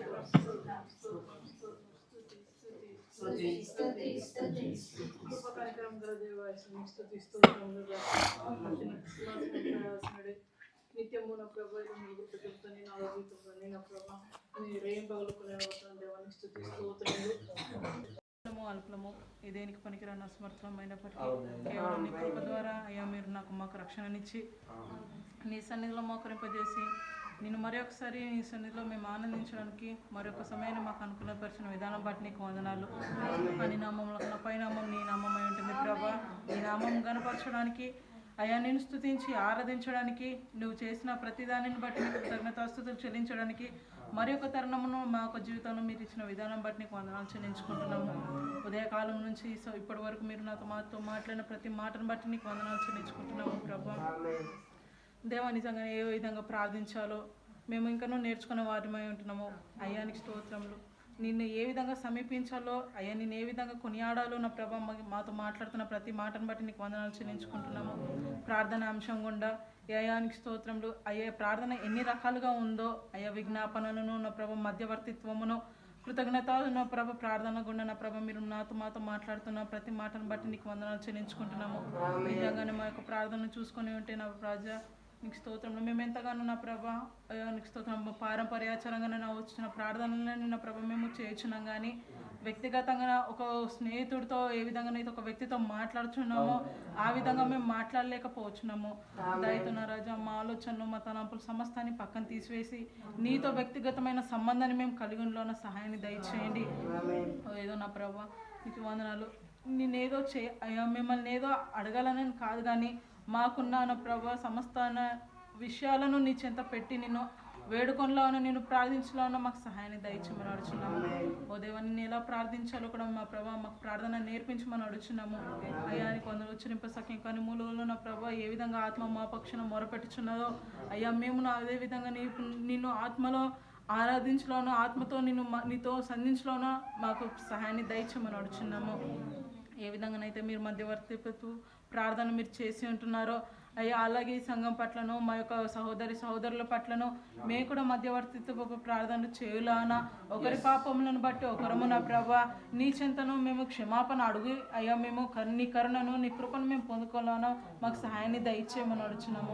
తెలిసి తెలియక చేసిన ప్రతి తప్పిదములను బట్టి మమ్మల్ని క్షమించమని అడుచున్నాము. నీ రక్తం ద్వారా నా ప్రభా నన్ను మమ్మల్ని పరిశుద్ధపరచమని అడుచున్నాము. ఇంకను నీ వాక్యం ద్వారా మాతో మాట్లాడమని అడుచున్నాము. అయ్యా సాయంకాలం ఇలా జరిగే ఆరాధనను కూడా మీరు మాతో మాట్లాడమని అడుచున్నాము. ఆత్మకు కావాల్సిన ఆత్మీయ ఆహారాన్ని దయచేయండి అయ్యా. మేము నిజంగానే దినదినము నా ప్రభ మేము ఎదగవలసిన వారమే ఉండగా మీ ఆత్మ ద్వారా నీ వాక్యం ద్వారా నన్ను మమ్మల్ని నా ప్రభ ఎదిగింపచేయమని అడుచున్నాము. అయ్యా నిలబడుచున్న సేవకులు మీరు నిలబడి అయ్యా అక్కడ మీరున్నారని మేము నమ్ముచున్నాము ప్రభా. మనుషుడు నిమిత్తం మాత్రడే కానీ నా ప్రభ అక్కడ వచ్చుచున్న స్వరము కేవలం మీదే అంటున్నాను నమ్ముచున్నాము. ఇది మనుషుల వల్ల కలిగినది కాదని అయితే మేము నమ్ముచున్నాము ప్రభా. మీరు నా ప్రభ ప్రేమించి మీరు మాట్లాడుతున్న ప్రతి మాటను మేము స్వీకరించి మా యొక్క జీవితంలో దాని ప్రకారంగా మేము మలుచుకొనిలోన మాకు సహాయాన్ని దయచేయమని అడుచు. సమయం నీ దక్షిణస్థలకు మమ్మల్ని మేము అప్పచెప్పుకుంటూ ప్రభు యేసుక్రీస్తు నామమున ప్రార్థన చేయుచున్నాము. అనారోగ్యంతో బాధపడుతున్నటువంటి బ్లెస్సీని ఆ ప్రియాంక అనేటువంటి సహోదరుని మన ప్రార్థనలో జ్ఞాపకం చేసుకుందాం. అంతేకాకుండా హెర్నియా విషయంలో బాధపడుతున్నటువంటి జాషువా సహోదరుని గర్భముల గురించి దేవుడి దగ్గర నుంచి నిజంగా ఆయన అద్భుత కార్యం ఎదురు చూస్తున్న క్రిస్టినా మరియు అప్రవళిక సహోదరుల గురించి మనం ప్రార్థనలో జ్ఞాపకం చేసుకుందాం. మన మధ్యలో ఉన్నటువంటి సహోదరులు సమీర్ గారు ప్రార్థన చేస్తారు. స్తోత్రం స్తోత్రం స్తోత్రం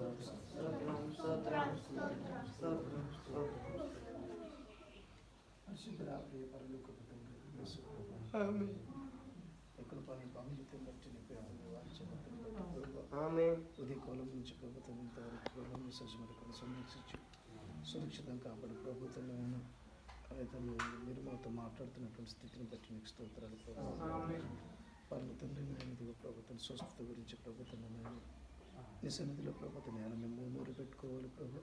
నీ సన్నిధిలో మేము ఎలా ప్రభుత్వం అయ్యతను గోదాడాలి ప్రభు. అయితే నీ సన్నిధిలో మేము ఎలా విజ్ఞాపన చేయాలి ప్రభు. ఇదిగో రచితను నేను నీ సన్నిధిలో ప్రభు మధ్యవర్తిగా ప్రభుత్వం నేను ఎలా అడగాలో ప్రభు మాకు సహాయం చేయండి. అయా కృప చూపమని ప్రార్థన ప్రభు. అయా పరమతం రేసు ప్రభునికి స్తోత్రం. ప్రార్థన వంశమును బట్టి ప్రభుత్వం మీరు మాతో మాట్లాడుతున్నాను ఆయన మీకు స్తుతి స్తోత్రాలు అవుతున్నాను. మేము ఎలా ఉండాలో ప్రభు నేర్చుకోవడానికి ప్రభుత్వం నేను మీరు ఇచ్చినట్టు కృపను బట్టి నీకు స్తోత్రాలు తండ్రి. ఇదిగో రచితను నేను ఇదిగో ప్రభు గర్భం కొరకు చూస్తున్నటువంటి ప్రియ సహోదరులను బట్టి నీకు స్తోత్రాలు ప్రభు. అయితే మేము ప్రార్థన చేయవారమై ఉన్నాం కానీ ప్రభు కార్యం జరిగించేవాడు నీవై ఉన్నావు నాయన. అయ్యా మీ కృప చేత మీ చిత్తం మీ ఆలోచన ఏమైనా వారి పట్ల అయ్యా అది నెరవేర్చుకోమని ప్రార్థన ప్రభు. అయా పరలోక రచితను అది ఇశ్రాయేలు మధ్యలో ప్రభుత్వం మధ్యవర్తిగా ప్రభు అతను అతను మోసేలాగా ప్రార్థన చేశాడు ప్రభు. అతను పరిశుద్ధుడై ఉన్నాడు ప్రభు. ఇదిగో ప్రభు ఎంత గొప్ప వాళ్ళు మేము కాము ప్రభు. క్షమించి మన్నించి ప్రభు నేను ఇదిగో మధ్యవర్తిగా చేయడానికి కూడా ప్రభు అర్హత యోగ్యత లేనటువంటి వాళ్ళము. ఆయనను మమ్మల్ని ప్రేమించి ప్రభుత్వం మీ కృపనిచ్చి ప్రభు తండ్రి ఆ భాగ్యం అనుగ్రహించిన విధానం బట్టి నీకు స్తోత్రం తండ్రి. అయ్యా క్రీస్తున్న ప్రభు తండ్రి నాయన ఇదిగో రాజతల్లి నాయన ఇదిగో శ్రీకు ప్రభు తండ్రి నాయన ఆమె ప్రభుత్వం సురక్షితంగా ఉండేలాగా కృప చూపండి, సహాయం చేయండి ప్రభు. అయ్యా తండ్రి నాయన మేము చెప్పుకోవడానికి అడుక్కోవడానికి ప్రభు మీరు ఒక్కరై ఉన్నారు ప్రభు. మీరే మాకు అనుగ్రహించేవారు నీవై ఉన్నావు తండ్రి. అయ్యా తండ్రి ఇదిగో ఒక స్నేహితులాగా ప్రభు నీ సన్నిధిలో మాట్లాడి ప్రభు తండ్రి నేను పొందుకోలాగున కృప చూపండి తండ్రి. అయ్యా ఏ స్నేహితుడి దగ్గరికి వచ్చి అడుగుతాడు ప్రభు, ఇచ్చేవాడి స్నేహితుడి దగ్గరికి వచ్చి ప్రభు తండ్రి అడుగుతాం ప్రభు. ఇదిగో ప్రభు తండ్రి మీరు మా స్నేహితులు అవ్వండి, మా తండ్రి వేయండి, మాకు దేవుడు అయి ఉండి ప్రభు ఇచ్చువారు అయి ఉన్నటువంటి దేవానికి స్తోత్రం తండ్రి. అయ్యతని బ్లెస్సింగ్ పెట్టుకోవడానికి స్తోత్రం ప్రభు. మీరు పరిపూర్ణమైన స్వస్థత అనుగ్రహించమని ప్రార్థన సహాయం చేయండి, కృప చూపండి తండ్రి. ప్రియ సహోదరుడు ప్రభు తన జాషుని పట్టుకోవడానికి స్తోత్రాలు. అయ్యతని అది శరీరంలో ఉన్నప్పటికీ ప్రభు ఇదిగో రచతను పౌలు ఉంచినటువంటి దేవుడు ఎందు నిమిత్తం కొరకు ఉంచావు ప్రభు మాకు తెలియదు కానీ ప్రభు మీ చిత్తము సిద్ధింప చేయమని ప్రార్థన సహాయం చేయండి. దైవన రాజుని పొందనంతలేనా నీ సన్నిధిలో మేము ప్రార్థన ఎలాగో చేయాలి ప్రభు, అలా చేసి ప్రభుని పొందుకుని గొప్ప మాకు అనుగ్రహించమని ప్రభు యేసుక్రీస్తునామమున ప్రార్థన చేయుచున్నాము. పరిశుద్ధుడా సర్వశక్తి సంపన్నుడా స్తుతులు స్తోత్రములు స్తోత్రములు చెల్లిస్తున్నాము ప్రభువా. నీ సర్వశక్తివంతమైన ప్రత్యక్షత ఎదుట నాయన నీ గ్రహింపు శక్తి లేకుండా మేము ఏ విషయాన్ని గ్రహించలేము ప్రభువా. నువ్వు మాకు గ్రహింపు శక్తిని అనుగ్రహించినందుకు మీకు కృతజ్ఞతాస్తుతులు చెల్లిస్తా ఉన్నాము. కృపగల దేవ ఈ మాటలు ప్రతి ఒక్కరిలో కూడా తగిన రీతిలో ఫలభరితమైన సహాయం అంతేకాకుండా అనారోగ్యంతో బాధపడుతున్నటువంటి ఆ ప్రియాంకన సహోదరిని నాయన ఆ డెలివరీ అంతా కూడా ప్రభు సుఖాంతమలాగున ఎలాంటి ప్రభునైనా ఇరుకులు ఇబ్బందులు లేకుండా సమస్తము చక్కగా జరుగులాగా కుమార్తె మీరు ఆశీర్వదించండి. ప్రవళిక సహోదరిని అంతేకాకుండా ఆ క్రిస్టియన్ సహోదరిని కూడా మీ దగ్గర అప్పచెప్తున్నాము. ప్రభు అయిన యేసుక్రీస్తు నామములో వారి గర్భంలో తెరవబడును గాక. మరి పాప దోష అతిక్రమలన్నీ మీరు క్షమించమని ప్రార్థిస్తాము. అంతేకాకుండా యేసయ్యా బ్లెస్సింగ్ కూడా మీ చేతికి అప్పగిస్తా ఉన్నాము. కుమార్తెలో ఉన్నటువంటి ఆ జ్వరములకు ఆ యొక్క కణములు పడిపోవడం గల కారణమైనటువంటి ఆ ఆత్మను దాని ప్రభావమును సమస్తమును కూడా సర్వశక్తివంతమైన నీ నామాన్ని ప్రయోగించుచుండగా మా యొక్క ప్రార్థనలు మా మనవిని మీరు వింటున్నారనియు ఆయన మేము అడుగు ప్రతిదీ మేము పొందుకుని ఉంటామనియు సంపూర్ణంగా విశ్వసిస్తా ఉన్నాం దేవా. ప్రభు అయిన యేసుక్రీస్తు నామములో సంపూర్ణమైన స్వస్థత కుమార్తె బ్లెస్సింగ్ అనుగ్రహించబడును గాక. జాషువా బ్రదర్ యొక్క అహిర్నీయ విషయంలో కూడా నీ ప్రియమైన కుమారుడికి ప్రభును కనికరం చూపి దాని నుంచి సంపూర్ణమైన విడుదల మీరు అనుగ్రహించండి. అంతేకాకుండా ప్రభు రాజేష్ సహోదరుడి యొక్క భవిష్యత్ కార్యాచరణ విషయంలోను ఓంకార్ యొక్క భవిష్యత్ కార్యాచరణ విషయంలో కూడా మీరు తోడుగా ఉండండి. యవనస్తులు కనుక ప్రభు దయచేసి వారి విషయంలో మీ ప్రత్యేకమైనటువంటి మీ కృపను మేము కోరుతా ఉన్నాము. మరి ఎడల మీ కనికరం చేత వారు నిలబెట్టమని ప్రార్థిస్తా ఉన్నాము. ఇంకొక ప్రభు నాయన విరిగి నలిగినటువంటి హృదయాలు కలిగిన వారు ఉన్నారు, అవకతవకలైనటువంటి కుటుంబ పరిస్థితి గల వారు ఉన్నారు. ఆయన నీకంటే ఎక్కువగా ప్రభు అనేకమైన విషయాన్ని ప్రేమిస్తున్న వారు ఉన్నారు. దయచేసి వీరందరూ మీరు క్షమించండి, కనికరం చూపండి, బలపరచండి నాయన. ఆయన సాయంకాల సమయంలో కూడా మీరు మాతో మాట్లాడారు, మమ్మల్ని అందరూ దర్శించమని. ఈ మాటలు ప్రభు వినడానికి ఎంత సులువైనవో పాటించడం అంత కఠినమైనవి కనుక నీ ఆత్మశక్తిని సహాయాన్ని మేము కోరుతా ఉన్నాము. నీ కనికరం చేత ఖచ్చితమైనటువంటి స్వస్థతను, ఖచ్చితమైన విడుదలను, ఖచ్చితమైనటువంటి విమోచనను, ఖచ్చితమైన ఆత్మీయ ఎదుగుదలను పట్టుకునే ఈ యొక్క దినమున ఈ స్థలం నుంచి మేము వెలుగులాగిన సహాయం దయచేయండి. అన్ని విషయాల్లో తోడుగా ఉండి కృప చూపి బలపరచమని ప్రభు అయిన యేసుక్రీస్తు నామములో ప్రార్థన చేయుచున్నాము. ఆమేన్.